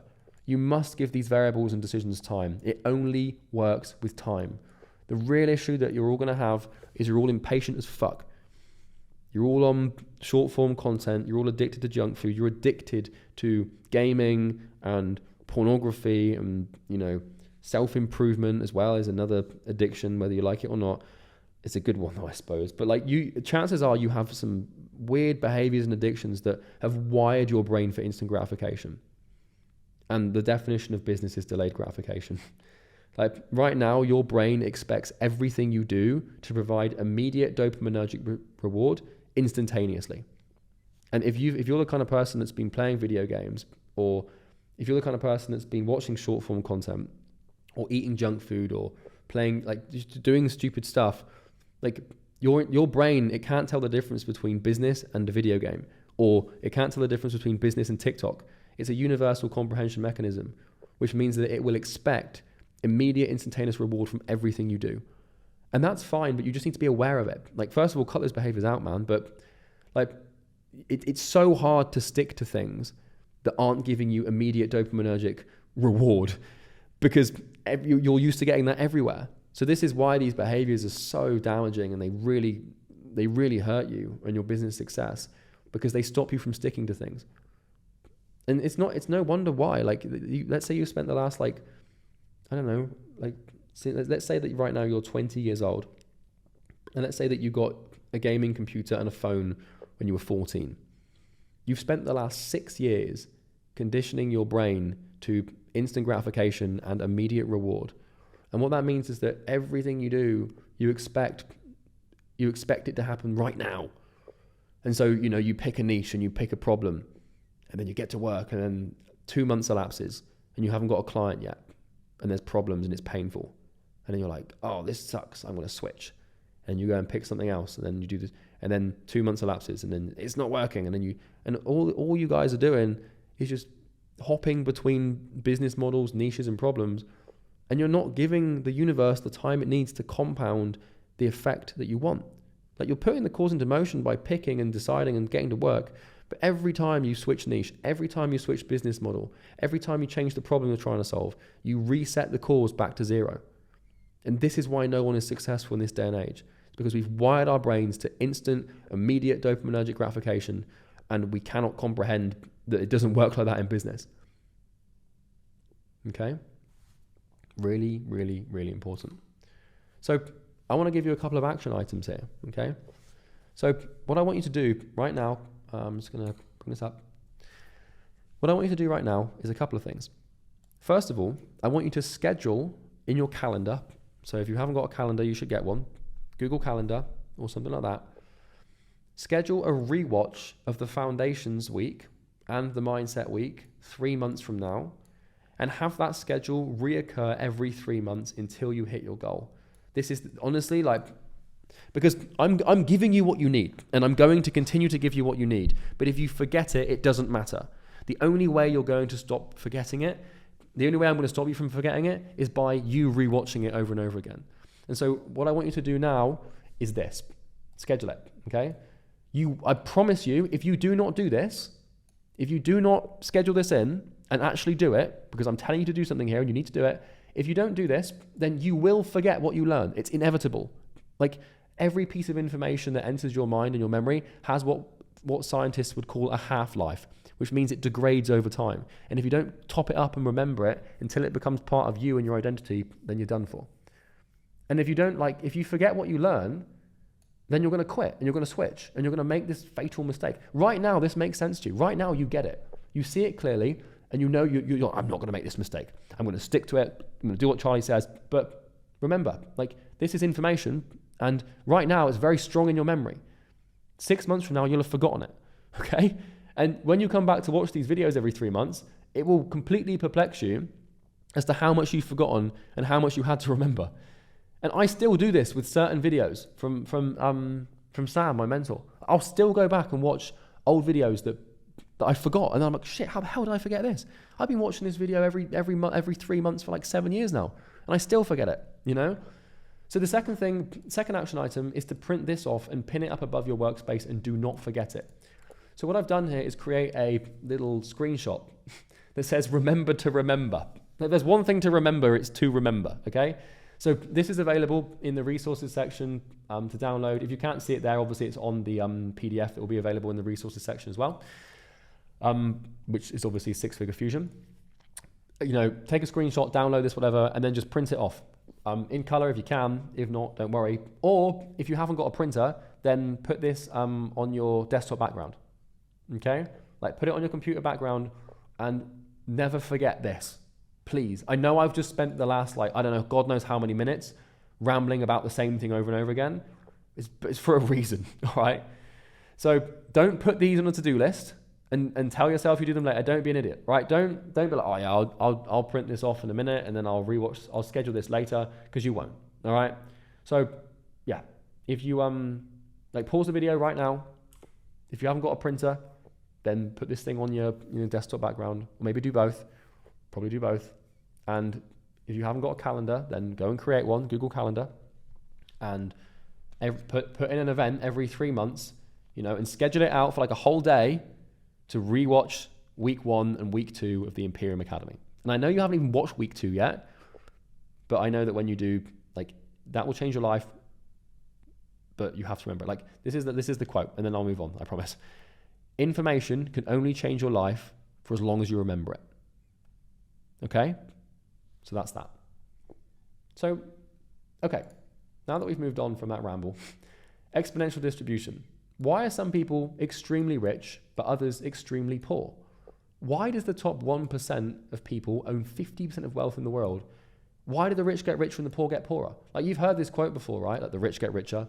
You've heard the top 1%, they own half the world. Well, why? Why is the distribution of everything so unfair and biased towards a small group? And more importantly, what can we do about it? Because if we know that the top 1% owns 15% of the wealth in the world, how do we join them? And I can tell you, being in this is pretty damn cool, So let's talk about it. Why is it the case that some sports people are Olympic gold medalists, but others are just normal amateurs? The difference between Michael Jordan and you, let's say that you've been playing basketball for a year and you're all right at basketball, but then you take Michael Jordan in his heyday, the difference is night and day. It's you're not even a basketball player anymore. Why is it that some artists are world class whilst others can't make a living?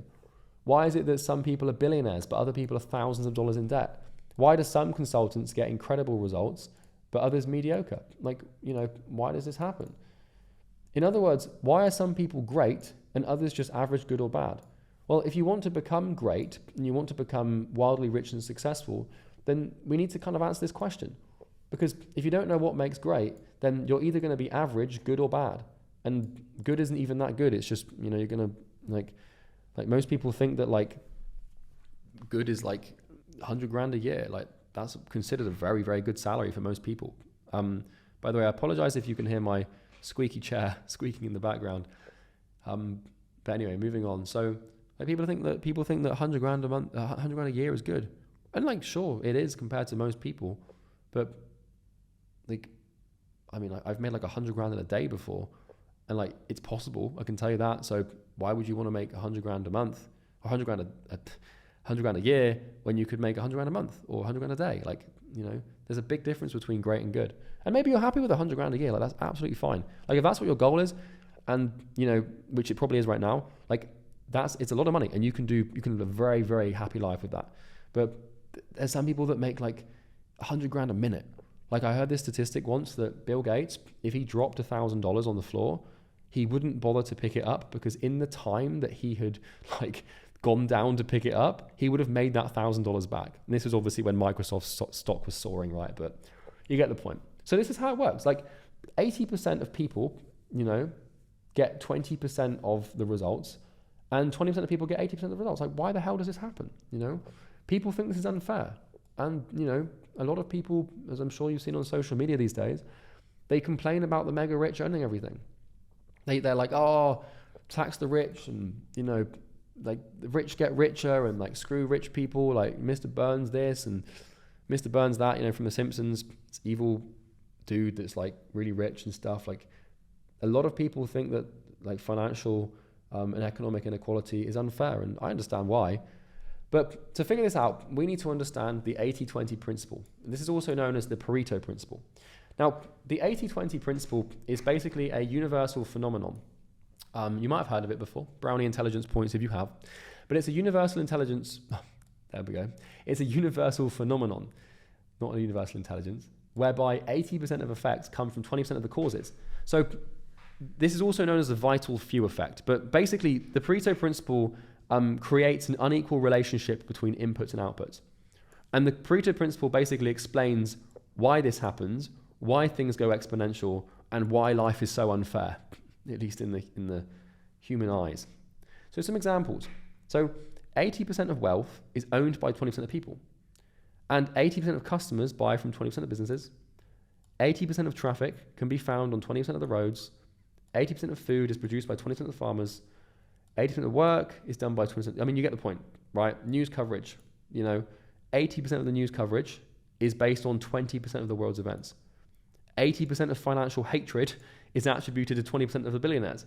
Like, there's a lot of billionaires in the world, but there's only like a select few of them that get any hatred, right?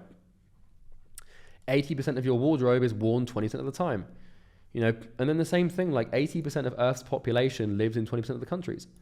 And 80% of the country's population lives in 20% of the states, in like the US, for example. And 80% of the population of a state will live in 20% of the cities inside the state, and so on, right? So this occurs everywhere. Wherever there's like an input and an output, or a cause and an effect, like at least one that we can measure numerically, like, for example, you know, 80% of the traffic jams occur during 20% of the daytime. So, you know, between like 8 a.m. and 9 a.m., which is when everyone's going to work, and between 5 p.m. and 6 p.m. when everyone's leaving work. That's like, you know, 2 hours a day. That's what, like 10, 20% of the day where 80 or 90% of the traffic's going to happen. And this occurs everywhere. And like, why does this happen? Why is cause and effect? Why is it unfair? Like, you know, why do some people get filthy rich and other people are filthy poor? Like, why does that happen, right? Well, it happens in nature too.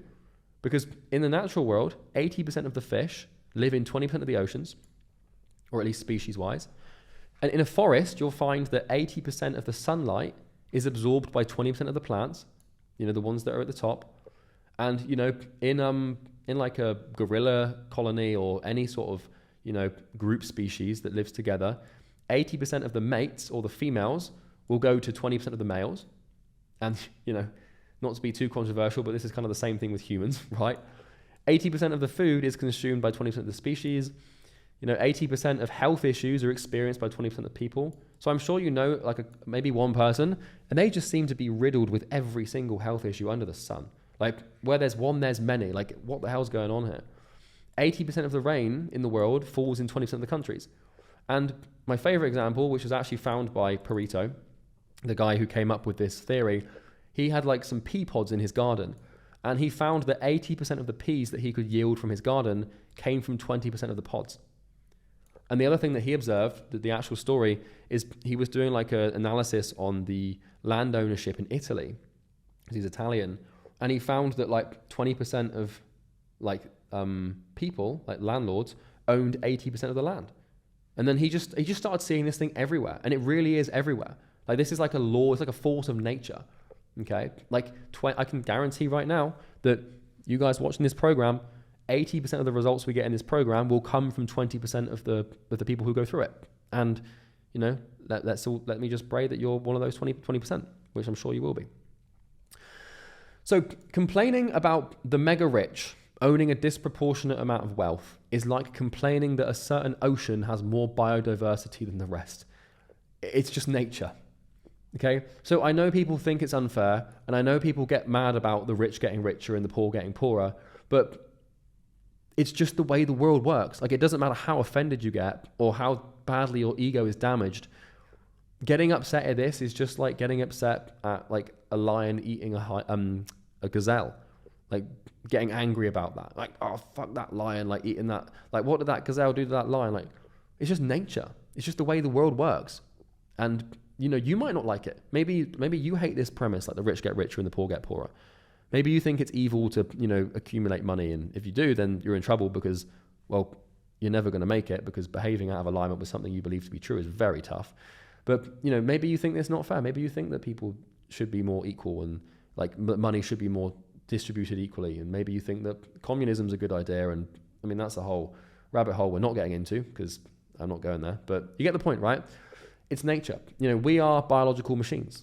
Like, you know, we like to think that we're all developed and stuff as humans, but really we're just an extension of nature. And our economic machine, which is basically the economy, is a manifestation of the natural world. Like, the economy kind of works the same way that like a jungle does. Like, you've got competition, you've got supply and demand, you know, you've got scarce resources, you've got all sorts of things that, you know, you'd see in like a jungle or a forest or a certain microbiome. The same laws that govern that biome or that jungle or that environment naturally will seep over into the way the economy works and the way that we make money. So it's the same. So imagine complaining that 20% of countries get 80% of the rainfall. Like, oh, this rainfall system is corrupt, and, you know, the rainfall matrix is out to get us, and the rainfall system is rigged. I demand high rainfall countries move their borders so low rainfall countries get more rainfall. Like, complaining about the rich getting richer and the poor getting poorer, like it's the same thing. I know that you could make the argument like, oh yeah, but there must be a way to fix it. It's like, yeah, sure, you and whose army? What, Stalin's?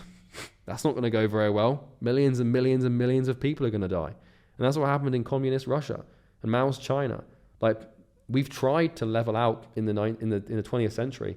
We've tried to level out financial equality, and it's resulted in the deaths of tens of millions of people. Because you can't fight nature. You just can't. Okay? Stupid. So when a phenomenon such as this, the 80-20 principle, is so common and apparent literally everywhere, it means that there must be a natural law somewhere to explain it. So there's a law, there's a rule, and if we can uncover this rule and understand it and line ourselves up with the way the natural world wants to manifest, then goddamn, we can do some damage. We can really, you know, achieve some success here. There's no point in getting angry at 80-20. You can't beat it. Like, don't waste your energy. Like, getting angry at the 80-20 principle is like getting angry at a rock. You're not going to change anything. Like, the rock doesn't care about you or your feelings. So, like, you can't, like, it's not going to change, you know, unless, sure, you can, like, throw it and try and break it and stuff, but besides the point. You can't beat 80-20. You can't beat it, nor can you demand the world change for you, but you can use it and join the winning side. So if you're the kind of person that has always complained about the rich getting richer, you know, like, yeah, they do. And you can either be bitter about it and complain and do nothing, or you can just get rich. And then you can use that money that you've made to give to charity and, you know, help poor people. This is something I just do not understand with this argument. Like, the rich get richer. Yes, they do. So figure out how to get rich. And if you really care about poor people, get rich so you can help them. That's how you help them. Because any other way is not going to work, because you're fighting an actual law of nature. It's just like, it's the same thing as trying to fight natural selection. You can't. Like, I want to stop evolution. I want to stop gravity. Like, you can't. You have to behave in alignment with these things no matter how much they upset you. I'm offended at this gravity thing. Like, do you know, like, if I jump off this building, I'll die? Like, this gravity system is corrupt. I demand that gravity is removed. Like, you wouldn't say that about gravity because that's just stupid. And the same thing is true with the 80-20 rule. And just because there's some emotional dregs attached to the application of making money doesn't make me wrong. So feedback loops. Like, why on earth does this happen? How can there be such a massive discrepancy between input and output? Why is this so asymmetric? Like, how does this happen? What the hell's going on here? Well, it's all about feedback loops. So cause creates effect. And when the effect of a cause feeds back on itself to create more cause that caused it, then there is more cause causing more effect again and again on repeat. And this is a feedback loop. So the cause creates the effect then feeds back on itself to create the cause. And because we created more cause, we create more effect, and this thing spirals and spirals and spirals. And when this happens, a feedback loop is present. So with time, this loop compounds and basically flywheels is another word for it, creating some truly extraordinary and unbelievable results. This is why life isn't fair, okay? This is why the rich get richer. It's just feedback loops, because the more money you have, the more money you can make. And the more money that you can make and that you do make, the more money you have, which means the more money you can make. And then it just cycles round and round. So let's go through some examples. So an example of a feedback loop would be let's say you go to a comedy club and the comedian finishes their skit and they finish their talk. And one person starts clapping.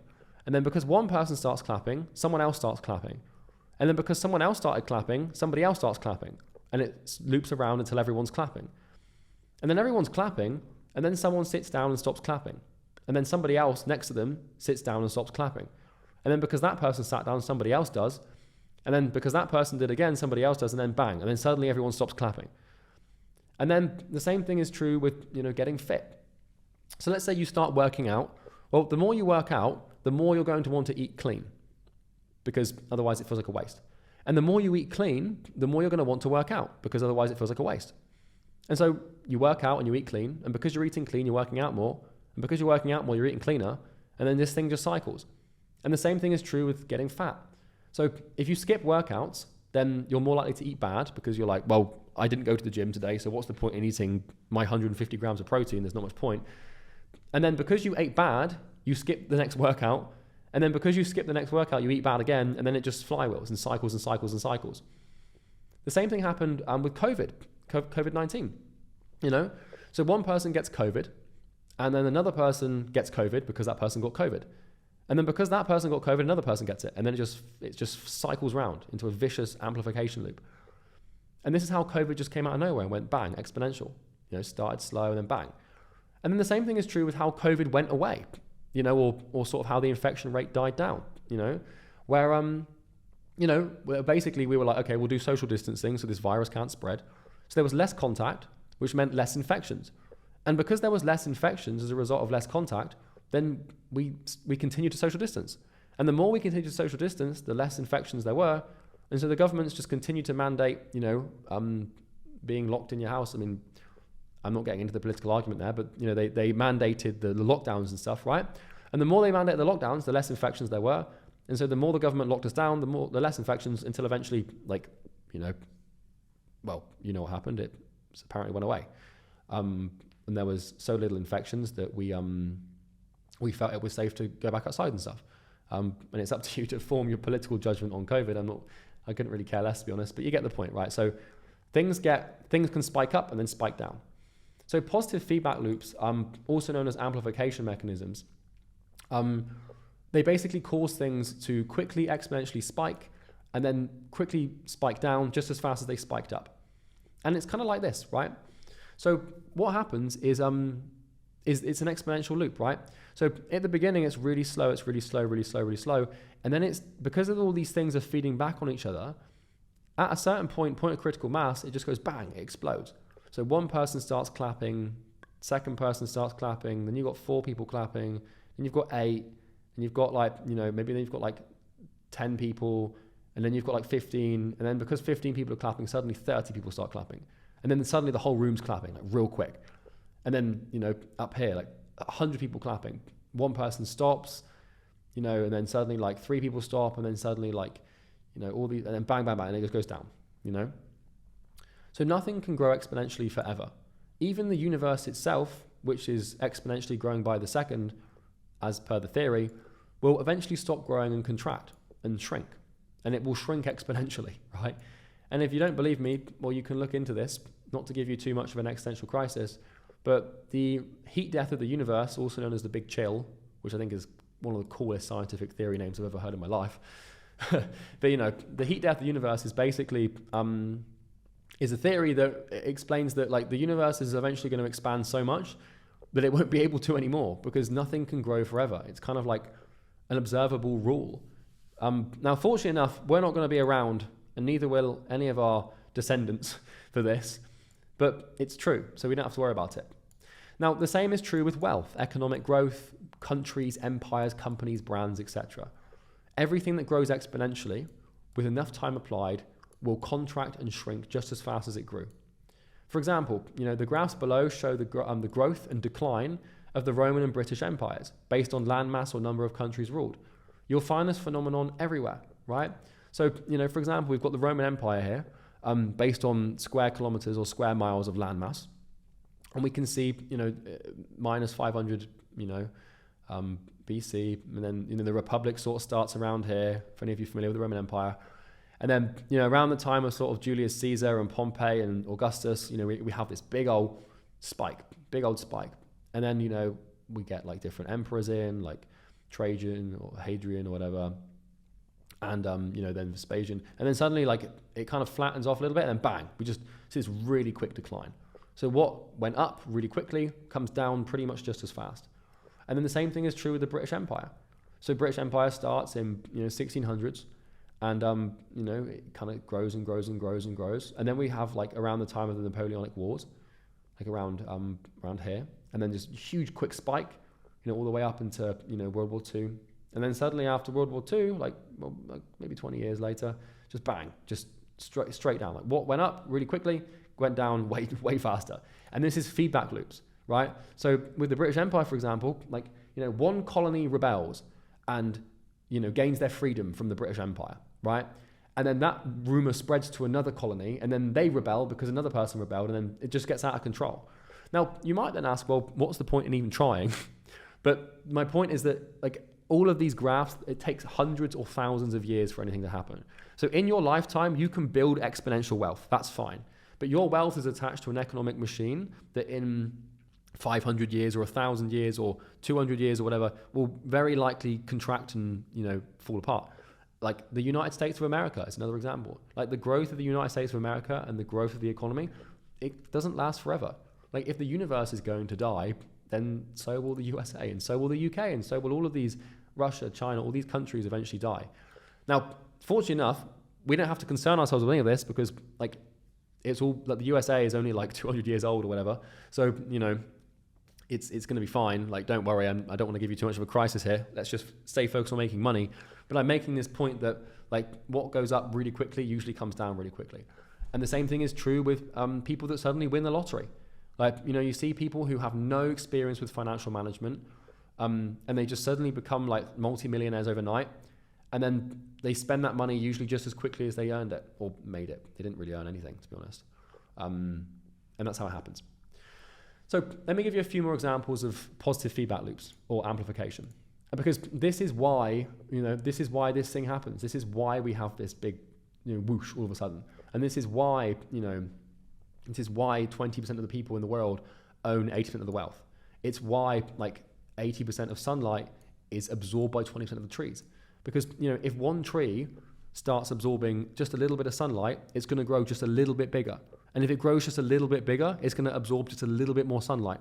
And if it absorbs a little bit more sunlight, it's just going to grow a little bit bigger. And you just compound that over time, you've got a pretty damn big tree taking up a lot of damn sunlight. It's all about these feedback loops. And the same thing is true with money. And I'm going to give you some more examples here. So this is a huge one. And we're going to talk about this in the mindset module. If you believe you are successful or you believe you can become successful, then you're going to become successful. Like, think about this for a second. Like, if you really believe in your heart of hearts this is going to work, then you're going to start creating the effect. Like, you're going to start building your foundations. You're going to start getting clients. You're going to start doing outreach and making money. And then when you become successful and you start actually making some money, then you're going to believe even more that you are successful. And the more you believe you are successful, the more successful you're going to become. And it's just going to go whoosh. And, you know, then you're going to have one of these big exponential things. But it's going to take a year or two before that happens. And then, you know, people buying a stock on the stock market. So let's take the Tesla stock, for example. You know, if people buy it, then the price goes up. And if the price goes up, more people buy it. And then it goes woo, woo, woo, woo, woo, and it, you know, it feeds around itself. And then out of nowhere, people start selling the stock. And then, you know, the price goes down and everyone starts selling it and it goes up and down and up and down. And, you know, another example is the Imperium Academy community. So people are in the community posting their wins. And you should do this. If you get a win, if you sign your first client or make some money, like, post your wins in the community, right? Just specifically business wins. No one wants to see your shirtless body transformation, trust me. As great as it may be, we're here to talk business, right? Not self-improvement per se. Anyway, so people who post their wins in the group. So some of you are going to do what I asked you to, and, you know, the 20% that will actually get results. And you're going to post pictures of your results and your clients and your bank accounts and money in the group. And the more people that post wins in the group, the harder the rest of everybody will work. And the harder everybody else works, the more results they're going to get, and the more results they're going to put in the group. And the more results that go in the group, the harder everybody works, and you just go, boom, boom, boom. This thing just goes round and round and round, and you build this amazing flywheel machine for client results that encourages people to do the work. This is why I'm just consistently stressing to you, remember this stuff and do the work. Remember this stuff and do the work. Information can only change your life if you remember it, and it will only change your life if you apply it. Do the work, do the work, do the work, right? For talking of which, funnily enough, doing the work, getting results. So you're going to do the work, get results. The more results you get, the more you're going to want to work. The more you're going to want to work, the more you work, the more results you get. And then it just goes round and round. Same thing is true with, like, going to a party. So if you're at a party and then people start leaving, then suddenly more people start leaving, and then before you know it, no one's at your party. Definitely didn't happen to me when I was a kid. I'm joking. Positive feedback. So panic and people running. So one person starts panicking and sprinting away from something, and then suddenly somebody else starts doing the same thing, because we are by nature, you know, social proof animals, which means we just copy people without thinking, because it's the safer option, right? Like, if you're in a mall and someone just starts sprinting away from something, you're probably going to run away without thinking too much about it, because it's biologically sound. There's no real argument against it, because it's like, well, if that person's running away from something, chances are there's something to run away from, and I'd rather take the risk of looking like an idiot than fuck around and find out. But anyway, the more people that are running, the more panic there is. And the more panic there is, the more people that run until everyone's running. And then, you know, then you've got like a stampede. And this is how, like, mobs form. This is how protests form. This is how anything, like, this is how things just go rapidly exponential. It's how empires are built. It's how countries grow. It's how businesses grow. It's how, like, you know, you can track, like, Facebook's users over time, like, just flywheel, flywheel, flywheel. So some real-time examples for you here. And let me just do this quickly. So some real-time examples for you here on YouTube. So this is a Google Earth time lapse, and it's going to show you some of the biggest cities on Earth that have sort of been developed in, like, the last, I don't know, like 30 years, give or take, 40 years, 50 years, whatever. So 35 years, the urban population has grown by 2.3 billion people. So funny enough, this is where I am right now with Dubai. So we're in Dubai, and you can see 1984, there's 300,000 people in Dubai, okay? 35 years ago. Or, well, actually, this is 38 years ago, right? But anyway, so look, we can see, like, by 1990, so like 4 years later, a little bit of progress. And then, you know, a couple of years after that, a little bit more progress. And then a little bit more progress, a little bit more. And like 10 years later, a little bit more, little bit. And then suddenly, like, out of nowhere, this thing just goes bang. Like the Palm Jumeirah appears, which is where I live. Palm Jebel Ali appears, which is on the left. The marina appears, the islands appear. And this thing becomes like a metropolis, just like real quick. You know, you can sort of see. And another example I'll give you here is the Pearl River Delta in China. So in 1984, this thing has got, like, you know, nearly 10 million people. And now this is a place in China that you've probably never heard of. It's got like 60 million people. Like the population of the UK fits into this thing. And so let's have a look at this. 1984, it looks a bit developed, right? There's a lot of farmland and stuff. There's a good river, good water source, good place for civilization to grow. And then just out of nowhere, slowly, like 10 years, looks kind of similar, not all that different, a bit of growth. And then like, bang, look at this. It just goes ballistic. 81 million people. How's that for exponential growth? Nearly 10xing a population, and then another example, this is Las Vegas in Nevada, right, in America. We start with 530,000 people, little town, kind of, well, it's more than a town really, but 35 years, look at this thing, just growing. And, we've gone from, we've 4x, 5x the population. Another example for you, some bacterial growth. So what you can see here, a little bit into the time lapse, there's some little specks of bacteria here. So, it's linear, there's not much bacteria on this thing. The growth is slow. But as more bacteria grows, then more bacteria grows. Because the way bacteria grows is by duplicating itself, right? So, it just goes and goes and goes. And then suddenly out of nowhere, bang, like it's just like a colony. It just takes over the whole thing and there's just loads of bacteria, There's a story about an ancient king, and I don't think it's a true story. It's definitely not a true story. There's a kid, and this kid does the king a favor. I'm just going to make it up. Let's say the kid protects the queen from an assassin. Okay, and the kid goes to the king, and the king's obviously really grateful for this kid. Queen's grateful for the kid. Queen's alive, king's happy. The kid goes to the king's court, and the king says to the kid, "Whatever can I do to repay you? Anything that is within my kingdom I will give you. Tell me what you want." And the kid's very smart, and what he does is he says to the king, "What I would like is for you to give me 2 pieces of grain, or 2 pieces of gold. I want 2 pieces of gold, and what I want you to do for every single square on the chessboard, or on a chessboard, I want you to double how much you gave me before." And the king's like, "Done, granted." And as soon as that's done, the kid is now the king. Now why? Well, think about it.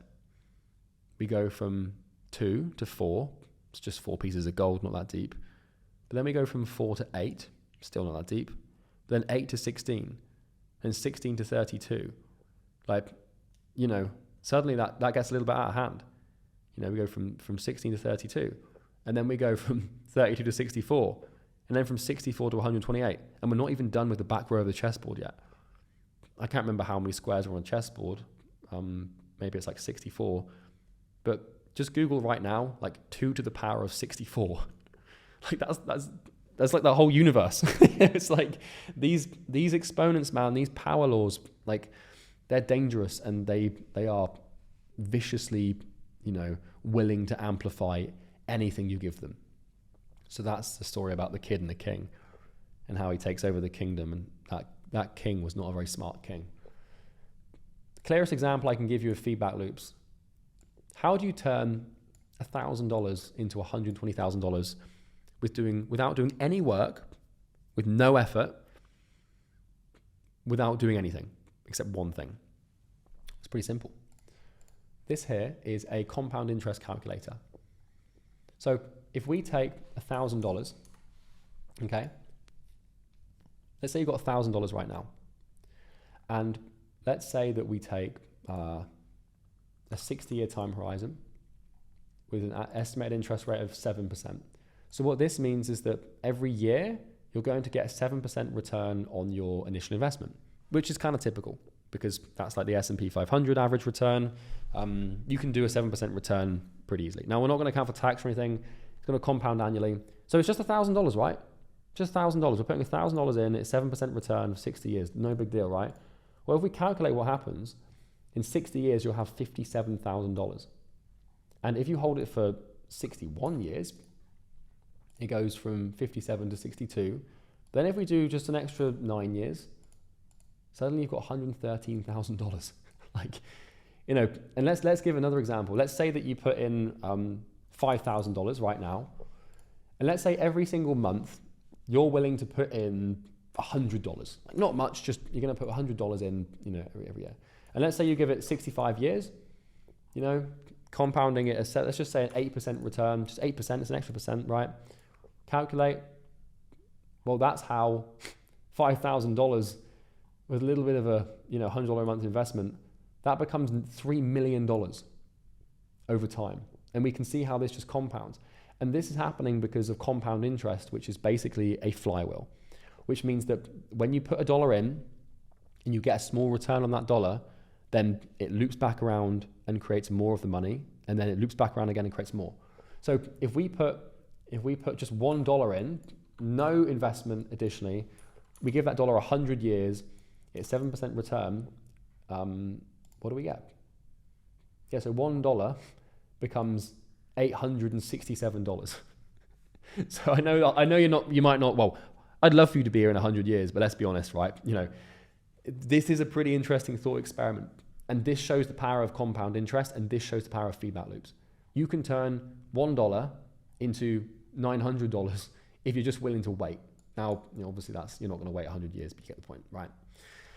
So this is what I mean when I say things take time, okay? It is actually possible to create these ridiculous exponential effects if you just stick to them. So if you put this $1,000 in and it's like, it's so funny. Like, let me just explain this again, because this reiterates my point. So, you know, let's say you put $10,000 in, okay? And you're going to allow it to compound for 70 years with an interest rate of 7%, right? Well, okay, in 70 years, if you put 10K in, you know, you'd have $1.1 million. This is real math, right? Let's say that you put this $10,000 in and, you know, you get 7 years in, you know, or you get 6 years in to your investment. And you're like, I'm not a millionaire yet. I invested 5 years ago. This isn't working. And then you just take the money out. You're an idiot. Like, this is just what people do. Like, they don't give it enough time to get to, like, in this point where it just goes whoosh and just flies up. So changing your niche, or changing the problem you solve people, or changing to a different business model after 3 or 4 months of trying consulting is exactly the same as putting $10,000 in the stock market in the S&P 500, or putting $10,000 in a savings account with a low interest rate and removing it after a year because you're not a millionaire yet. It's exactly the same premise, okay? So don't do it. Now, we have positive feedback loops, which is obviously these things that create exponential results. I'm also going to make you aware of this, although they're not that important to understanding how to get exponential effect. We also have negative feedback loops. So positive feedback loops, they exist to amplify a cause away from a base. So like, we're really trying to see some massive growth. But negative feedback loops attempt to regulate and control systems towards a base. So negative feedback loops exist to maintain the status quo. So for example, like a negative feedback loop could be a air conditioning unit in your house. So let's say you've got a room and you set the air conditioning to 20 degrees Celsius. If the room gets too hot, then the air conditioning will cool down the air and, you know, bring it down, but then it will overshoot. And if it gets too cold, then it will increase the heat, and then it will, you know, balance out and maintain this degree of 20 degrees. This is exactly how rocket-guided missile systems work as well in the military. Is they have a target, and then, you know, the military will shoot the sort of autonomous guided rocket, and the rocket will adjust its course accordingly in the air in accordance to the coordinates it's trying to hit and the coordinates of where it is now. And so this is how you get these sort of AI rockets, which are kind of terrifying, that can use negative feedback to, you know, achieve a point of stasis or maintenance to hit target. Same thing is true for systems in the body. So we have homeostasis, which is you might be familiar with from biology class, where, you know, you have your brain as a sensor. If you get too cold, then you shiver, and that brings your temperature back up to 37 degrees internally, which is where enzymes are catalyzed and we remain healthy and alive. 37.5, I think it is, I can't remember. But then if we get too hot, if you sit in a sauna, for example, and that's the stimulus, then you'll start to sweat and you'll start to pant to try and cool yourself down. And that's what dogs are doing when they're panting, is they're trying to cool themselves down, right? This happens with all of your neurochemistry as well. This happens with your hunger hormones. It happens with your sleep hormones. It happens with your digestion. It happens with your lungs. Like, if you right now, like, breathe really quickly and like try and hyperventilate, then what your body's going to try and do is like try and slow your breathing down so you don't die from oxygen poisoning. Although I don't know that's even a thing, to be honest, but you get the point.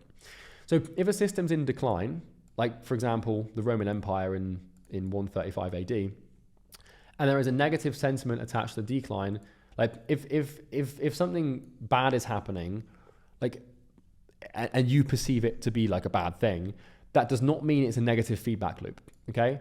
The negative in terms of feedback loop and negative in terms of sentiment are two very different words, okay? If things are exponential, it's always positive. So if you're seeing an exponential curve up or down, then what you're observing is a positive feedback loop, typically. Now you could say it's a negative feedback loop because it's like a maintenance thing and it kicks in, but you kind of get the point, right? So the point I'm making here is that positive or negative in terms of feedback denote the direction instead of an emotional sentiment. So positive feedback loops, we're moving away from something. Negative feedback loops, we're moving towards something, okay? Just because the Roman Empire declined, it was a positive feedback loop that did it, not a negative one. So the sentiment is detached from the meaning of the feedback loop. I hope that makes sense. If it doesn't make sense, don't worry about it, but it doesn't really matter too much. I wanted to just tell you.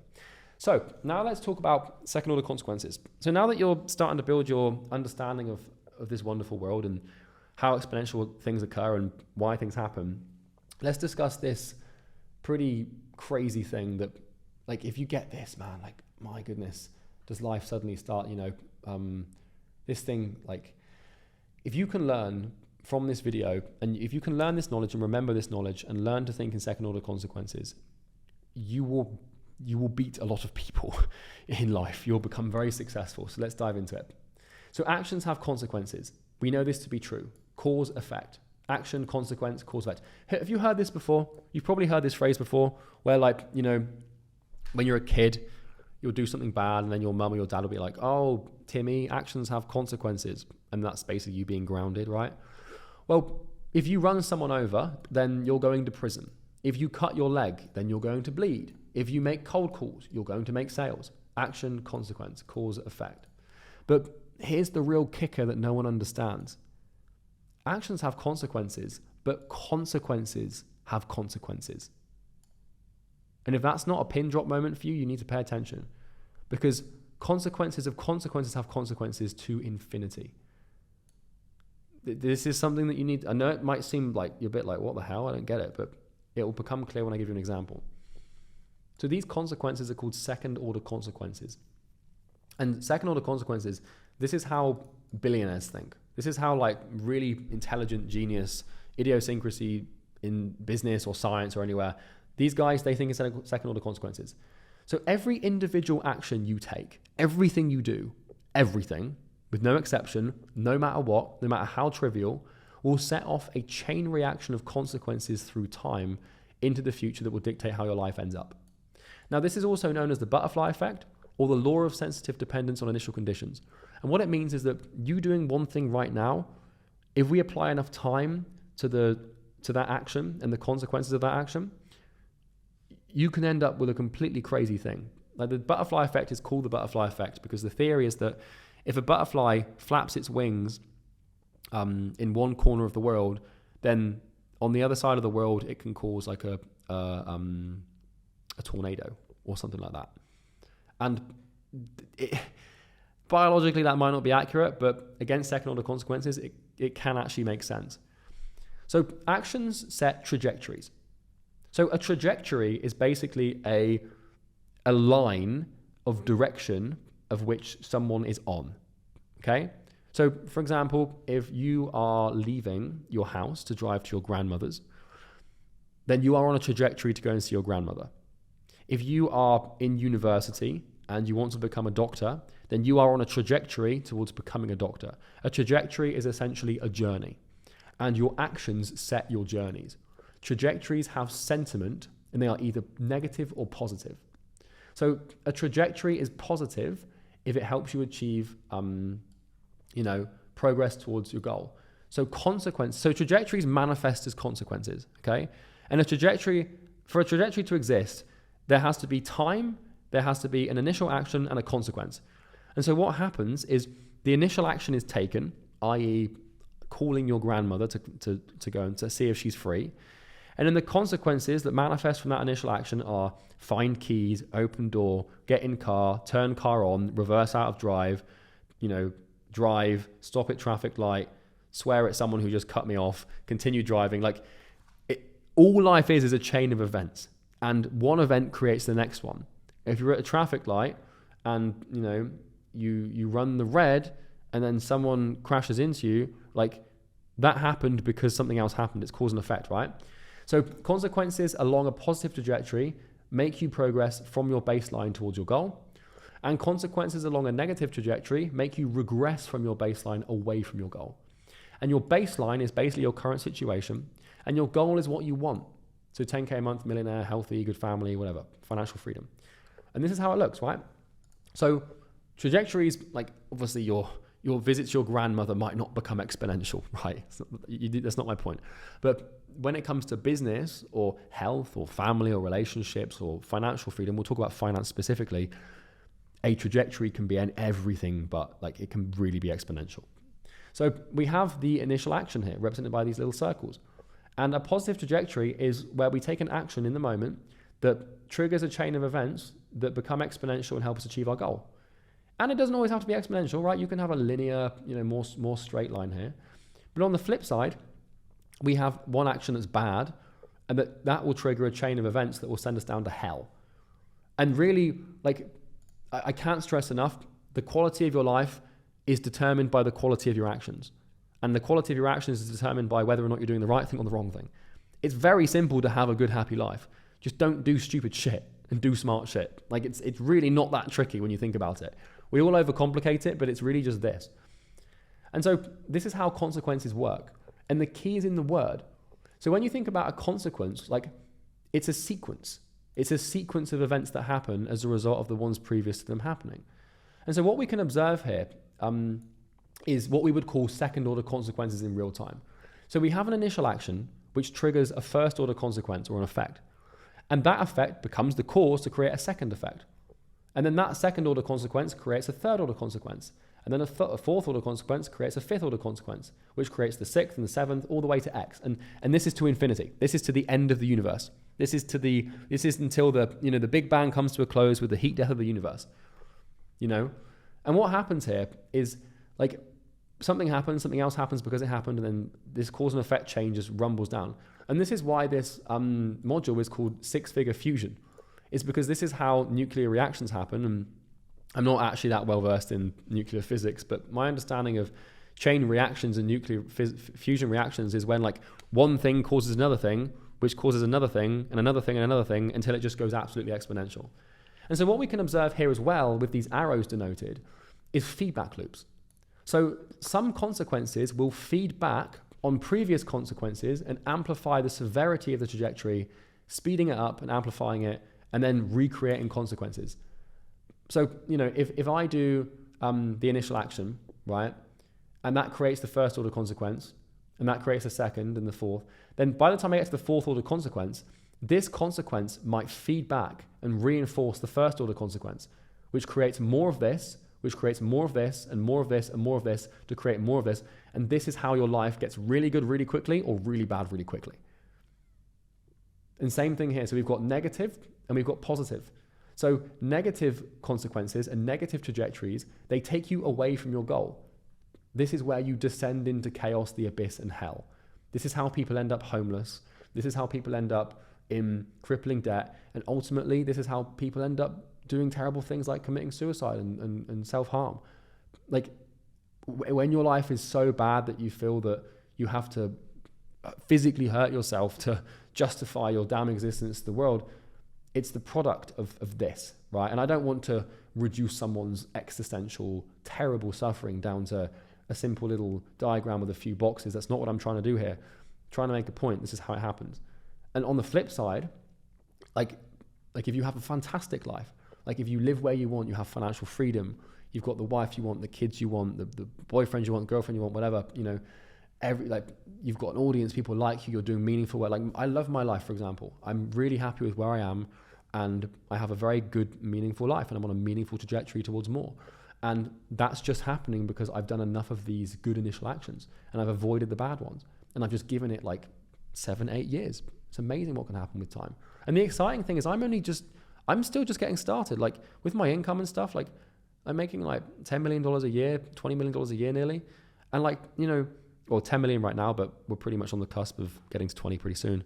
And like, I'm just getting started. Like, I've no doubt that with enough time elapses, I'll be a billionaire. Like I will, because like if you take, you know, if you do this interesting thing here, right? And I'm not going to tell you specifically what my net worth is because that's personal, but you know, let's say that we take, you know, well, I'm making $10 million a year right now, right?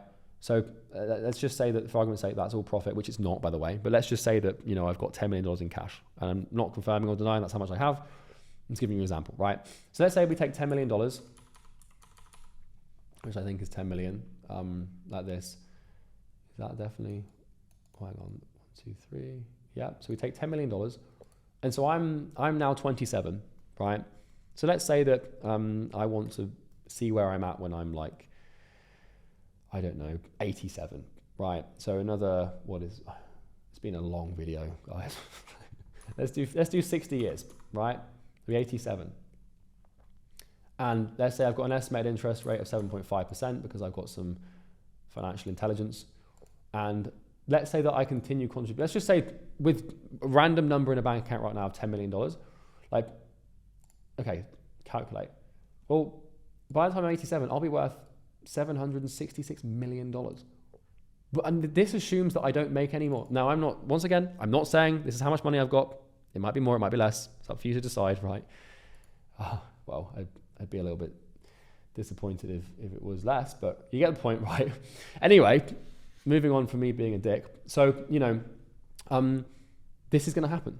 Like, if I just take this money and achieve this return and wait for this long, I'll be worth $760 million. This assumes I make no more money, right? This assumes that I don't make any more money from this business. No one else buys my thing ever. Like, you know, let's say that I make one $10,000 a month sale to contribute to this. And I calculate that. Like now I'm worth another 100 million. So anyway, you get the point. Works pretty well. And that's that. So this is how you can visualize these second order consequences, right? So, you know, if we take our baseline here, which is sort of where we are right now, then we have our initial actions, okay? And the initial action will create the first order consequence, which will create the second, the third, the fourth, the fifth, the sixth, the seventh, and the eighth. And, you know, it might not be until consequence 6 that things start to really tick up. We have time here. And the key is that you let these consequences unfold and you give them enough time. So, you know, if you're on a positive trajectory by starting a business or something, then the key is just don't quit and don't switch. Just keep doing the initial action, keep working, give it time, and do not quit.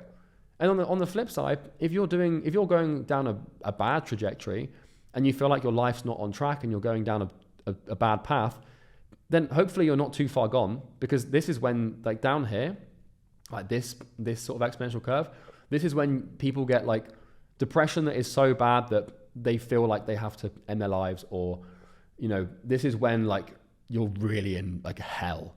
And you can climb out of here, like, trust me, you can. I've seen people do it, and it's the most miraculous, wonderful thing ever. But you want to try and avoid having to do that.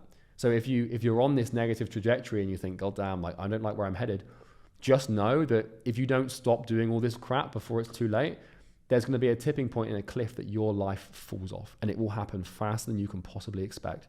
It will come out of nowhere and it will slap you in the face, and it's not a good thing. It really isn't. I've seen it happen to a lot of people.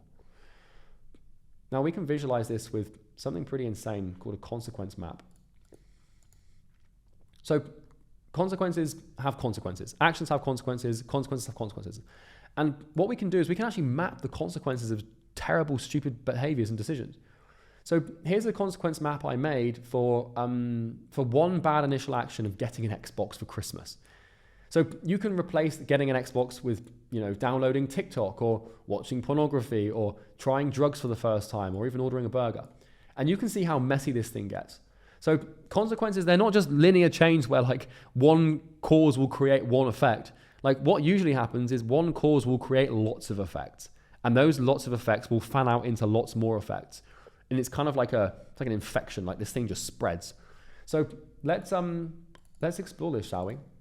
So let's say that you get an Xbox gifted to you for Christmas.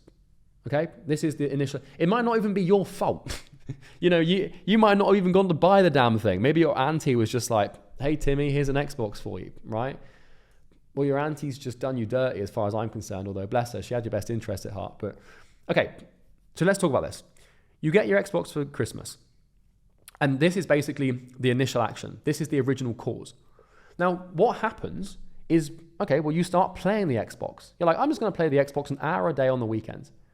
Then you start playing every day because, like, no one can just do an hour a day of Xbox. Trust me, even I've tried. It doesn't bloody work. So you start playing every day. And then because you're playing every day, you play for more hours and you play more. And then you actually start getting good at the game.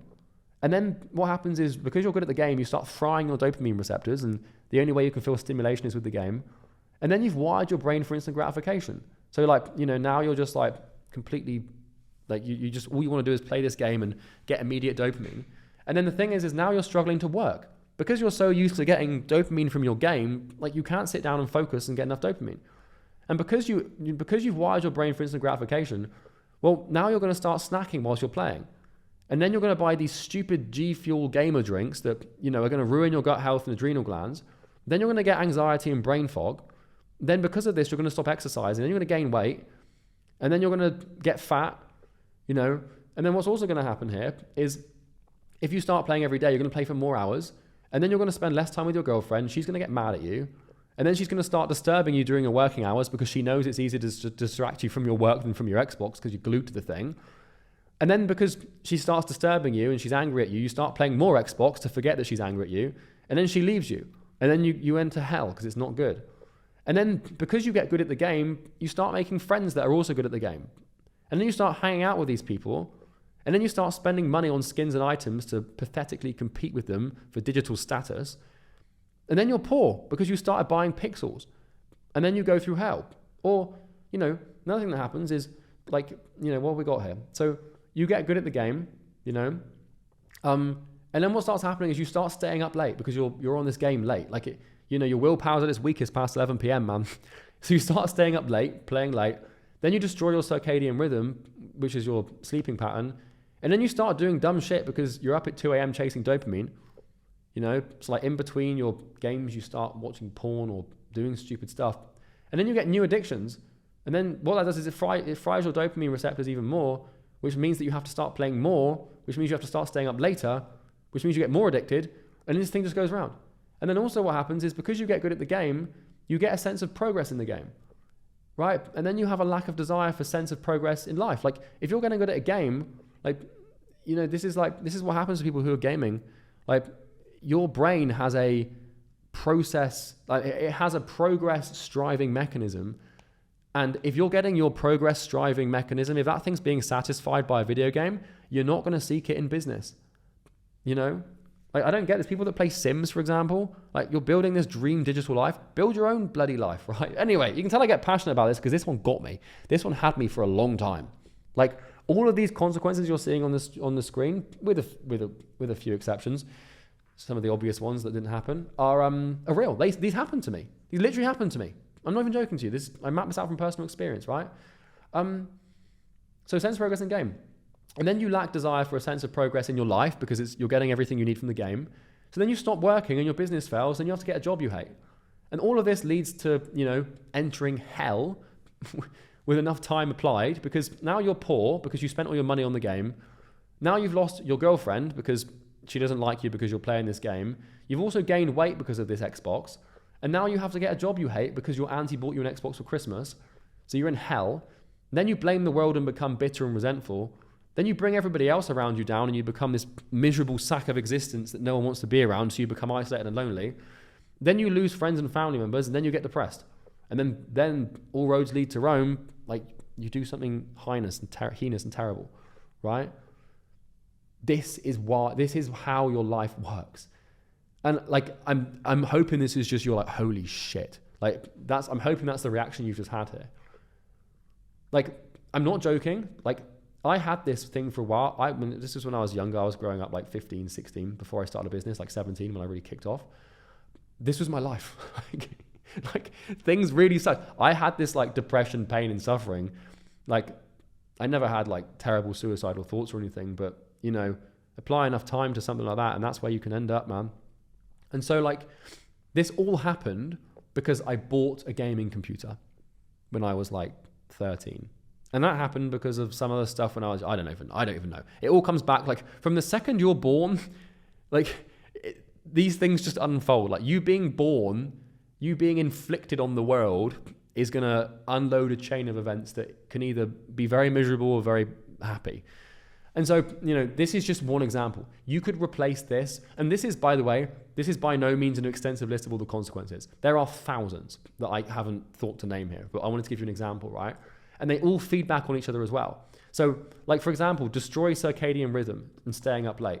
Well, now this is going to make my girlfriend even more mad because now I'm not even going to bed with her, and I'm getting into bed like 4 a.m. and she's asleep and going to work, which means that I play more and then my circadian rhythm gets worse. Like it just cycles. All of these things feed back on each other and they create this absolute web of chaos and mess that you need to learn to clean up. All because Auntie Joan bought Timmy an Xbox for Christmas. So this happens on the flip side though, because on a more positive note, here's a consequence map for signing up for a gym. Now, you could map the same thing out for doing this program or buying EasyGrow or any example that I would deem positive. And these should be connected by arrows, so I apologize they're not. But so you sign up for a gym, all right? You're out of shape because, you've been on this Xbox train for the last 7 years and now you're depressed and you want to fix it and you've hit rock bottom and a point of critical mass. So, you sign up for a gym and you take your sorry ass into the gym and you start working out 2 days a week. And then you feel good, like just a little bit, a tiny bit good. You start making marginal progress. So you start training more. And then you feel even better. So you train more and then that feeds back around. And then you get to the point where you're like, okay, I'm going to get a coach. You get a coach and your coach fixes your nutrition, which means that you feel good and make more progress, which means that you train more, get more coaching and fix your nutrition more and it feeds back around. Then you have a big leap of progress, this big exponential leap. 6 months later, you've gone from, you saw a picture of yourself when you were at a wedding 6 months ago, and now you've lost 10 kilos and you look incredible, right? That's fantastic. So then, you've had this big leap of progress. Now you understand delayed gratification. You get smarter. You start cleaning up bad habits in your life, right? And this thing then feeds into, you becoming more disciplined or whatever, right? And then another example. So you have a big leap of progress here because of these things. And then your best friend sees this progress and they join the gym. And then you train with your friend. And then you become accountable, which means you train more and fix your nutrition even more. And then it all feeds back around and more of your friends join the gym. And then you spend more time together improving. And then maybe after 6 months of training with this person, you start a business with them. And then maybe you make money and go on to be a millionaire with them. The same thing is true here, right? So maybe you fix your nutrition after this chain. Then your gut health improves, mental health improves, confidence improves. Then you become more socially popular, right? Then you start speaking to more people, you get better sales skills, you get more clients, you become a millionaire. Or maybe your confidence improves as a result of these things. And the second order consequence of that improving is you actually approach a girl for once in your life, and then you date that girl, and then she becomes your girlfriend, then she becomes your wife, then you have 4 kids and 9 grandkids. All because you went to the gym. Obviously, the approaching a girl happened because the confidence improved, but the confidence only improved because the mental health improved, because the gut health improved, because you fixed the nutrition, because you got a coach, trained more, felt good, worked out, and signed up for a gym. All roads lead to Rome. Everything happens for a reason, and what you want to learn to do is try and isolate the thing at the bottom of it. Primary example for you. 7 years ago, I received a Facebook message on Facebook Messenger from a man called Baudouin Borgens. He's my business partner now, and we've made tens of millions of dollars together. We make $10 million a year, as I've said. Maybe I've said that too much at this point, but he's like a brother to me now. We live together. He's like my best friend. He's like brother till I die. Brother from another mother, as far as I'm concerned. To use a less cringy phrase would have been more appropriate. But Bo messaged me on Facebook 7 years ago, before I was anything, before really he was anything. And he just messaged me trying to sell me some funnels, some service delivery agency funnels. And I was like, I bought them. Best decision I ever made, right? I bought them. And then I added Bo to a group chat with some other agency owners. And then I started talking to Bo. And then I started doing sales calls for him and he started doing service delivery for me. And apply 7 years to the equation, and now we've got like the biggest info business in the space, all because of one Facebook message. And I mean, hopefully I live long enough to see, 90, 100 years old. That'd be great, right? And I can't wait to see the 7 millionth order consequence of Bo messaging me on Facebook. This is how the world works, okay? Now what we have is feeder actions. So most consequence trajectories have a feeder action. So the feeder action is the thing you do daily to sort of feed all of this stuff. So second order consequence maps, like consequence maps, these second order consequences, they're like a hungry beast. They need to be fed. And the thing that feeds them is your daily habits, okay? And these are called feeder actions. So for example, playing the Xbox, going to the gym, outreach in the business, etc. So feeder actions are actions that, in our case as humans, manifest physically as behaviors that we complete routinely, also known as habits, okay? So think about it. If you, the feeder action for this one is basically start playing every day, or more hours, more play. Like actually playing the Xbox is the feeder action. If you stop playing every day, then suddenly you cut off the oxygen for all of these second order consequences. And they'll still exist for some time, but suddenly what will start happening? Let's say you stop playing every day. So you stop the habit. Well, then you lose your gaming friends. Good fucking riddance, right? They're gone. Also, you're going to bed on time now because you haven't got anything to do in the evening. You're just going to sleep instead. If you catch it early enough, you can actually start spending time with your girlfriend again and cut this off. And then also you're going to start wanting to work more. All of these consequences, they come from one specific behavior that you just routinely repeat every single day. And the thing is you live this life and you live all these nasty consequences without attributing them to the damn thing that you're doing. Most people are doing these feeder actions and feeding their entire misery map of misery without even realizing it. You have to isolate these things, right? Same thing for this. The feeder action for all of these positive benefits is training more and going to the gym, and showing up. So, if you want to stop a negative trajectory, if you want to, if you're on this thing here, and you're downsloping and you want to stop it, then just stop doing the thing that feeds it. Stop the initial action. Or the initial action is the cause, like the Xbox being bought or signing up for the gym membership. But usually the second or third order consequence of the initial action is the thing that feeds it. For example, the initial action of becoming a heroin addict would be trying heroin for the first time or hanging out with someone that does heroin regularly, right? That's the initial action. You can't really repeat that thing because it's a one-time action. But eventually, if you're shooting up heroin, you're doing that every day, then that's feeding into your miserable existence, right? And that's a bad thing. So if you want to accelerate a positive trajectory, you increase the feeder action. So the feeder action for the gym example is training more, and the feeder action for the negative trajectory is more hours, more play. So avoid the bad initial actions and encourage the good ones. It's like snakes and ladders, just avoid the damn snakes. So let me give you a couple of examples, right? So really in life, it's more about avoiding this than it is trying to seek this. Your success and the money you make and the quality of your life will come way more from trying to get rid of bad things than it will trying to add good things. Because it doesn't matter how much you try and start a business. If you're playing the Xbox 8 hours a day, there's no point, right? Well, there's a point. There's always a point to trying to improve, but the easiest way you improve by subtracting things. But that's a story for another day. So a few examples. So recently I was at dinner in Dubai, okay? No, I wasn't in Dubai, I was in London. And I met a friend of a friend who was really fun to be around. One of those proper, charismatic people, amazing people who you want to hang around. They were fantastic. I loved them to bits. But I found out after a few hours, this person was heavily into drugs, right? So I was like, oh, here's a great person who I really like, who I want to be friends with. And then I found out they were into drugs. And I saw this drug thing, okay, person into drugs coming into contact with me. Knowing where that heads, without judging them, I cut them off and never spoke to them again. Just ruthlessly didn't text them back. My friend who wanted to rearrange the dinner was like, oh, I'll bring this person. I was like, please don't. They were like, why? I was like, I don't like the drug thing. And they were like, oh, that's rude. You're judging them. You're being mean. I was like, no, I'm just protecting my consequence maps. because like I know my personality. Like I've never done drugs before. I've never done like hardcore class A, class B drugs, anything like that. And I never will. I'll never touch anything like cocaine or heroin because like I just know where that sort of thing leads. Like this person was fun. They would have been a great friend. They would have been really fun. They made me laugh and like I was making them laugh and it's great.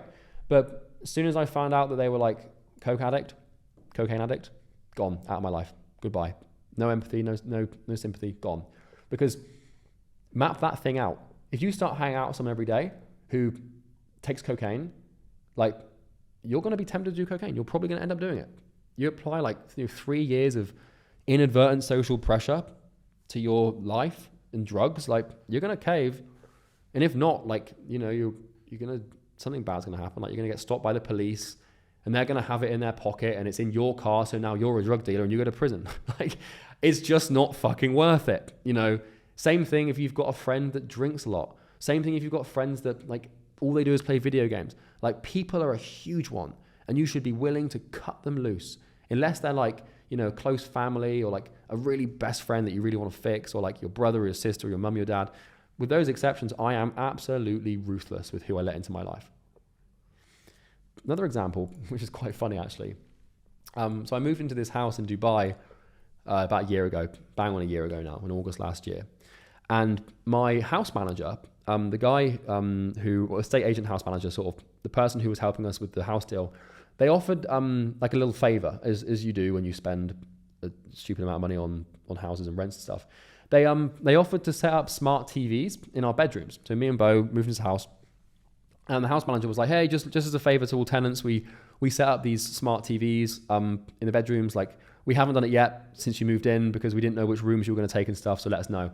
They were like, "Look, we'll set them up. You've got all the streaming services. It's all free. Like it's all paid for. You've got Disney Plus, Paramount Plus, Amazon Video, Netflix, like YouTube. Everything's on there." As soon as I heard that, like I was like, "That sounds great," but then I thought about it and I was like, "Nope," because I mapped out the consequence trajectory and quickly shut it down. So like, just think about it for a second. Like, you know, like having a television in my bedroom that will show me any movie because it literally had everything on it, like everything. Having a TV in my room that will show me any movie or show or video I ever want to see ever, that's not a good thing because then I'm going to start watching the damn thing. And I said to this guy, I was like, "Oh, I don't want it." He was like, "But it's free." I was like, "It's not free. The cost is me watching it." Like if I have that in my room, that could cost me like $10 million a year. You know, like I start Game of Thrones and then suddenly I'm like waking up in the morning and turning the TV on, or, you know, and then it's just like these things you just got to watch out for, man. And this guy was adamant. He was like, "But everyone who moves into these houses we do it for everyone. It's free." I was like, "It's not free." He was like, "What do you mean?" I was like, "It doesn't cost me any money, but it can cost me my whole business." Like you just don't know. Like me getting a smart TV in my bedroom, like that could lead to me like quite literally killing myself. And I know how ridiculous that sounds. But it could result, okay, let's not use killing yourself. It's quite a terrible example, but having a TV in my room could result in the failure of my business. I don't know. It's better to not, because this is what happened. Like, would you think of this? Like when your auntie buys you an Xbox for Christmas, like all of this stuff is going to manifest itself over like a 5 or 7 year time horizon. It might not. I'm sure some of you have an Xbox and have a perfectly fine life, but you have to just watch this thing like a hawk. Like I mapped it out. I was like, TV in room, right? What's the first order consequence of that? Okay, well, I'm going to watch the damn thing. Then I'm watching it led down. Then I'm watching it at night, which means that I'm going to go to bed later. That means that I'm going to get less sleep. You know, that means that I'm probably going to spend less time in the gym in the morning. You just map it and you'll see, you know. So the fastest way to know if an action is going to get you on a positive or negative trajectory is how good it feels in the moment. So the question then becomes like, well, Charlie, how do I know if an action is good or bad? Like, how do I know what is a snake and what is a ladder? Well, it's really about how it makes you feel in the moment. So if doing the action brings you pleasure now and pain later, then it's bad, right? So anything that gives you instant gratification is bad. And if the action brings you pain now and pleasure later, it's good. And that's delayed gratification. So the more it sucks, the better it is for you usually. So if you have the choice today between watching Six Figure Fusion and sitting and watching, I don't know, some random Twitch streamer disrespect women for 3 hours, like one of those, I'm not going to say that's a good thing, but like one of those things you might want, you might, like, let's just say streamer playing video games, right? To use a less political example. So there's two things you could do right now. You could go and watch a streamer play Minecraft, or you could sit down through a 3-hour painful business video. Like, well, the 3-hour business video that you're watching right now, or however long this thing is, I don't know, kind of sucks to watch right now because you got to pay attention and write stuff down. And like, you could be watching a streamer play Minecraft and that sounds really fun right now. But the thing is with the streamer playing Minecraft is it brings you pleasure now and it feels good now, but it brings you a little bit of pain later because you go to bed that night like, shit, I wish I'd watched that video. God damn, why am I such an idiot? And then you do it all again the next day, right? So wherever you can in life, you're looking for delayed gratification. Every day you wake up with the choice to take instant gratification actions or delayed gratification actions. Like, what are you going to have for lunch? What are you going to have for dinner? Are you going to have like some, Deliveroo, instant food, like junk foody thing? Or are you going to eat something clean and healthy that you know is good for you? Because the junk food will feel great now, but at 4 a.m, it probably won't feel too good. When you've eaten something bad that doesn't agree with you because there's so much grease and crap in it. But if you eat like a salad now, it kind of just sucks. Just a salad. You're like, oh, I don't really want this. But then like at 4 a.m, you're not suffering, right? So with your consulting business, you have 4 main feeder actions that delay gratification. So remember, this is all about isolating these feeder actions. These are things that we can do every single day, like habits that we can perform, behaviors that we can manifest using our body to feed the consequences we want to feed. Because this map, this is a hungry beast. The second you stop training, all of these things start falling apart. Like, you need to consistently maintain these things. The key is really consistency, right?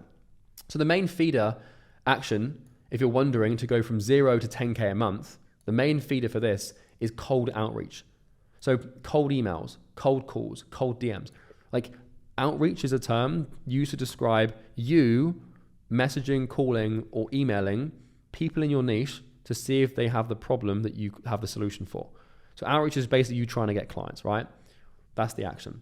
That is the most important feeder action you can do to get to 10K a month or even 100K a month. Okay. Sometimes it can also be making content as well, but we need to get customers. So that's the feeder action. So once you're set up, once you've got your foundations, your mindset, your expertise, your sales skills and stuff, like you should be doing outreach all day, every day. Like if you're not doing outreach all day, every day, then you're not feeding your trajectory properly. So starting a business is like, you can map out the consequences of that. And, for as long as you feed the business, and what I mean by feeding the business is consistently doing outreach, which means getting, more interested prospects just consistently through that machine.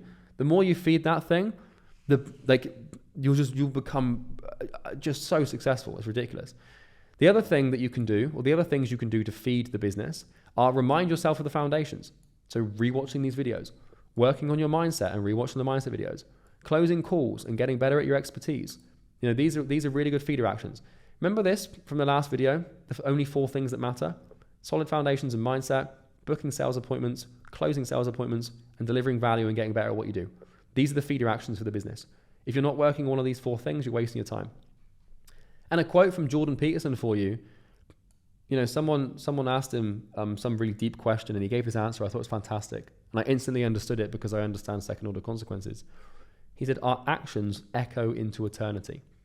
And what that means is that what you do now in this very moment in time is like what the decisions you make, the actions you take, they are going to, in a very small way, a very, very small way, determine the entire course of the future of the universe. And this is where you can derive meaning from, man, woman, person, whatever you are, robot. Like, knowing this, you can just make your little corner of reality better. I mean, that's worth doing. So an action item for you. So what I want you to do now, once again, is pause this and do this. Find your worst feeder action that you have right now. God knows you've got one. You've got a habit, probably 5, But find your worst one, the worst feeder action. Like, remember, your life is an aggregate of everything you've ever done, You've got this consequence map that you're living, and it's being fed by a couple of specific behaviors, right? Like, eating junk food or playing video games or, all of these just basic bad habits that you have, right? And I want you to basically make a decision to remove it. And if that sounds too difficult, then just try and not do it tomorrow. Because you've probably got these behaviors that you've done every day since you can remember. Let's just try and not do them tomorrow. That's a good place to start, right? That's your first action item. Not too tricky. Just, if there's something bad that you do every day that you shouldn't do, that maps out all these terrible consequences that if you don't stop doing is going to send you down to the pits of hell with enough time, let's just try and not do it tomorrow. That's action item number 1, okay? Make a decision to remove it, but more importantly, just don't do it tomorrow, okay? So stickability and consistency. So staying on this topic, and by the way, please do this now. Just pause the video and write down to yourself or tell yourself, we're going to remove this, but let's just, in the future, we're going to remove it completely. But for now, let's just not do it tomorrow, all right? Or for 2 days, whatever you think you can manage. Don't try and cut it off completely, because you're not there yet, mate. You haven't got the willpower, discipline, or energy to just miraculously cut terrible habits out of your life. Let's just start with 1 day or 1 morning, for God's sake, right? So stickability and consistency. If you want to progress along a positive trajectory towards your goal, then you need to isolate the feeder action, which is a physical behavior that can be habitualized by routine. Then you need to stubbornly repeat this feeder action daily.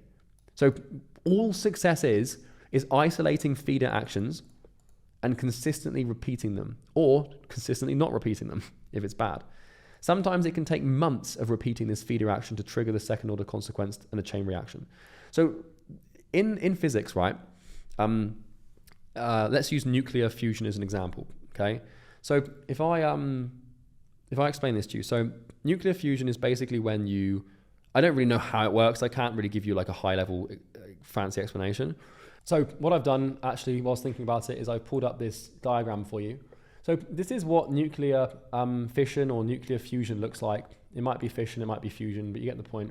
So this is how consequence maps work, right? So this is how your life looks, is you start with one cause and this thing fans out in infinite directions. But this is how nuclear energy can be, can become a chain reaction, so to speak, right? And so, if you're trying to create these effects down here, what has to happen is something has to happen at the beginning, and it has to happen consistently and repeatedly. So, for example, this example here, we're combining these two things together, which is the, thesis and the antithesis. And sometimes you have to combine them together a lot. You've got to do this consistently for months before you start achieving the chain reaction you want to achieve like this, right? And so the point I'm making here is, don't think that just by making one cold call, you're suddenly going to get a client. The universe is going to test you. And these feeder actions, it's kind of like getting a chainsaw going. You got to give that thing a few rips before it actually kicks off. You got to give it a few revs. And so when you're trying to change your life and make progress and, build a new consequence map for yourself, the first initial action, for example, eating clean or, in this case, doing outreach to get customers, sometimes you've got to do it a lot. You got to do it a lot. And then what will happen is you do it a lot and then you'll get the consequence you want, which is getting a client. And then the chain reaction will start. Then it just gets easier and easier. And the more clients you get, the easier it gets, which means the more clients you get. And this is the feedback loop coming into play. So for example, right, it took me 3,500 cold calls to get my first client. And that's not a lie. It took me 60 to 70 sales calls to get my first client. And it took me 3,500 cold calls to book 60 sales calls. I wasn't very good. Don't worry, it shouldn't take you, well, it might take you this many, I don't know, but I didn't really know what I was doing. But once you get the first client, once you trust me, once you get that first client, that feeling, it's the whole world opens up to you. That's the second order consequence that's now going to create the chain reaction that could make you a billionaire. It's just one person buying from you, right? It's holy shit, it works, It's like that scene from, if you've seen the movie Castaway with Tom Hanks, where he creates fire. It's oh my God, fire. And really civilization is a second order consequence of fire, of us discovering fire. We discovered fire and then, however many hundreds of thousands or I don't know, millions of years later, whatever the hell it is. No, it's not millions, but however many years later, now we've got MacBooks, and that's the second order consequence of the discovery of fire. But anyway, my point is to make fire, it might take you a couple of days of rubbing some sticks together. And don't be afraid to do months of work to see no result to feed the consequence map. Likewise, it might take 30 workouts before someone sees weight loss. It might take 2,000 cigarettes before someone gets lung cancer. Like, if lung cancer was your goal, and you know that the feeder action to lung cancer is smoking 2,000 cigarettes, so smoking cigarettes, like, you wouldn't smoke, like, okay, you obviously don't want lung cancer. No one does. But let's say you wanted to get lung cancer, right? Like, you wouldn't just smoke like 10 cigarettes and be like, oh, where's my lung cancer? Oh, this doesn't work. Cigarettes don't work. I'm giving up. Like, when you invert it against a negative consequence, it makes a lot of sense. But for some reason, people struggle with gauging the positive. And it's the same thing. Like, let's say you want to find a wife. You might need to approach 1,000 women, depending on how much riz you have. Hopefully it's not 1,000, but you know what I mean? Like, these feeder actions, man, we just got to keep on feeding. It's literally just like your body. Every day, wake up, you got to feed it. It's the same thing with success. You got to find the thing that feeds it. You got to habitualize it into a daily routine and just consistently never stop. And then eventually what you can do is you can hire people to feed it for you. So I don't make cold calls anymore. I like when I had my agency doing 100K a month, I had people feeding it for me. Like, I hired them. But you're not there yet. So you've probably heard the phrase consistency is the key to success. And you've probably never really understood why. Maybe you're like, yeah, I get it. Consistency is important. But now that you know this, like, using your understanding of time, feedback loops, and second order consequences and consequence maps, you should now understand why consistency is the key to success. And this should make it more justifiable. Everything I've just told you, everything, serves the purpose of you justifying consistency and something called stickability. That's the whole reason I've just spent 2.5 hours explaining all these abstractions to you is just so I can encourage you to be more consistent and more stickable. So the second lesser known key to success with your consulting business is what I call stickability. So stickability, kind of clues in the name, is basically how sticky you are to your foundations in the consulting business model. So in other words, can you stick to things without getting shiny object syndrome and hopping between business models, niches, and problems? Now, if you want to be successful and see this exponential loop, you've got to stick to it. You've got to be consistent with these 3 things. First of all, you must stick to the consulting business model. You must stick to the niche you pick, and you must stick to the problem you aim to solve for them. Once again, don't worry about, what if I pick the wrong niche or the wrong problem? Because we're going to talk about that in the niche and the problem video. I'm going to make sure you don't pick the wrong niche or the wrong problem.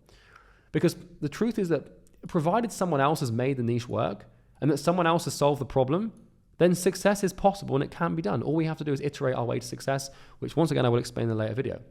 Your job after picking is to stick. Okay? So I'm going to capitalize this. Pick and stick. Okay?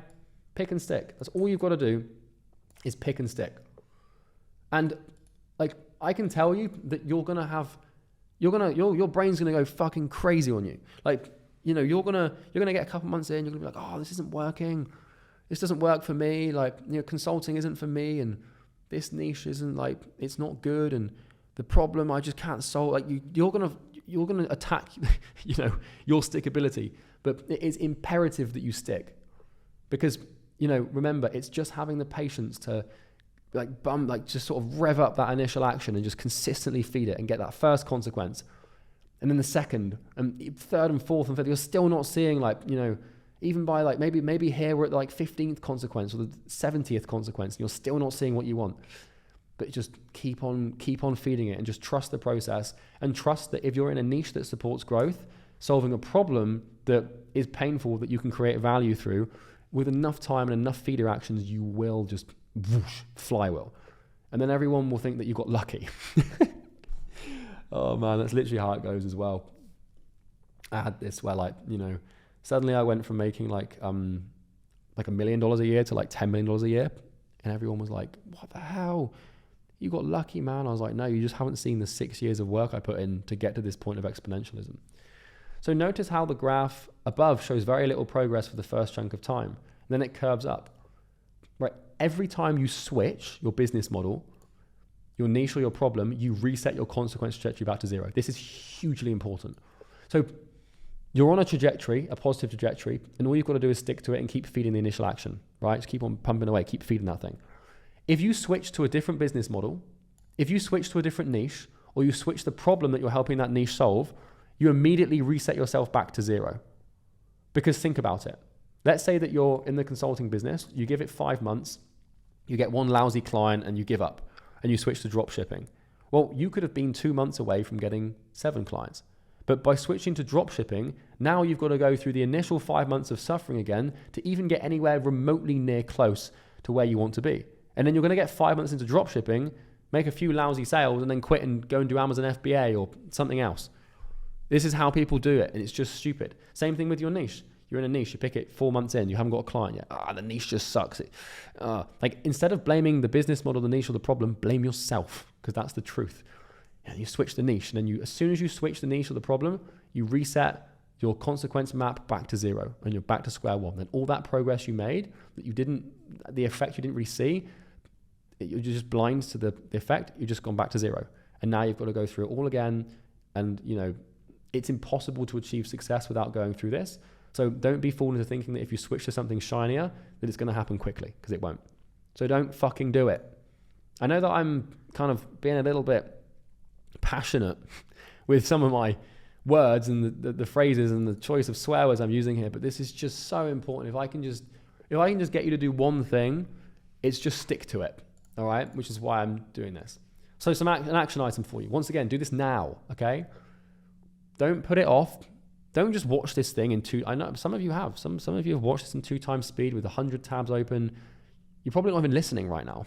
Some of you are on your phones I can't help you. You might as well just leave, right? But for those of you that are listening, that have been taking notes, that have been doing the action items, first of all, well fucking done. Congratulations. I am proud of you and I'm happy that you're doing it. So keep it up, because you're doing very well so far, okay? So action item, write this down right now. Pen and paper. I promise to myself and Charlie that I will stick with this program and this training. I will stick to consulting. I will stick to the niche I pick, and I will stick to the problem I pick to solve. I understand that I have countless temptations to switch.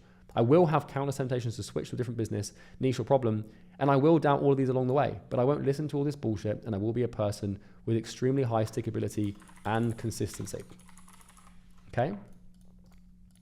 So I want you to write this down. And I know it seems trivial. Oh, he's just getting us to write stuff down. That's not really business. But I just want you to make this agreement with yourself. And if you're doing the action items and you're listening, dude, well done, man, woman, whoever you are, person, this is really good work. You're unfolding some second order consequences, and I'm happy that you're doing it, and you should be really happy as well. And, I know that you're not seeing any money in the bank yet. I know we're only, 5 or 6 hours into these videos, but you're doing good so far, man. Okay. Woman, person. So summary. So we talked about the consulting foundations, which we define the 5 foundations of niche, problem, solution, result, and offer. We put those into a hypothesis and explored that. And then we actually, understood the consulting equation and how that thing works. Discussed knowledge, memory, and time, and how that thing happens where, remember to remember, basically. How if you're not careful, things are going to happen in your life and you're going to forget what made them happen. So if you don't like what you have now, then you can't remember what you did to do it. So you can't stop doing that. And if you have what you want, you can't remember what you did to get what you want. So you stop doing it and then you don't have what you want in the future. So we talked about that, which is a bit of a complicated thing to wrap our heads around. Then we discussed exponential distribution, feedback loops, second order consequences, obviously the consequence maps, feeder actions, and then obviously last but not least, just maintaining that just ruthless, dogged consistency over time, non-stop, sticking to it, being consistent, feeding the actions, trusting the process, and just biding your time and waiting. And if you've paid attention to this video and you actually do it, you're going to be way more successful than people that haven't. And I'm excited to see that in a year or 2 from now. So I will see you in the next video. Thanks for watching.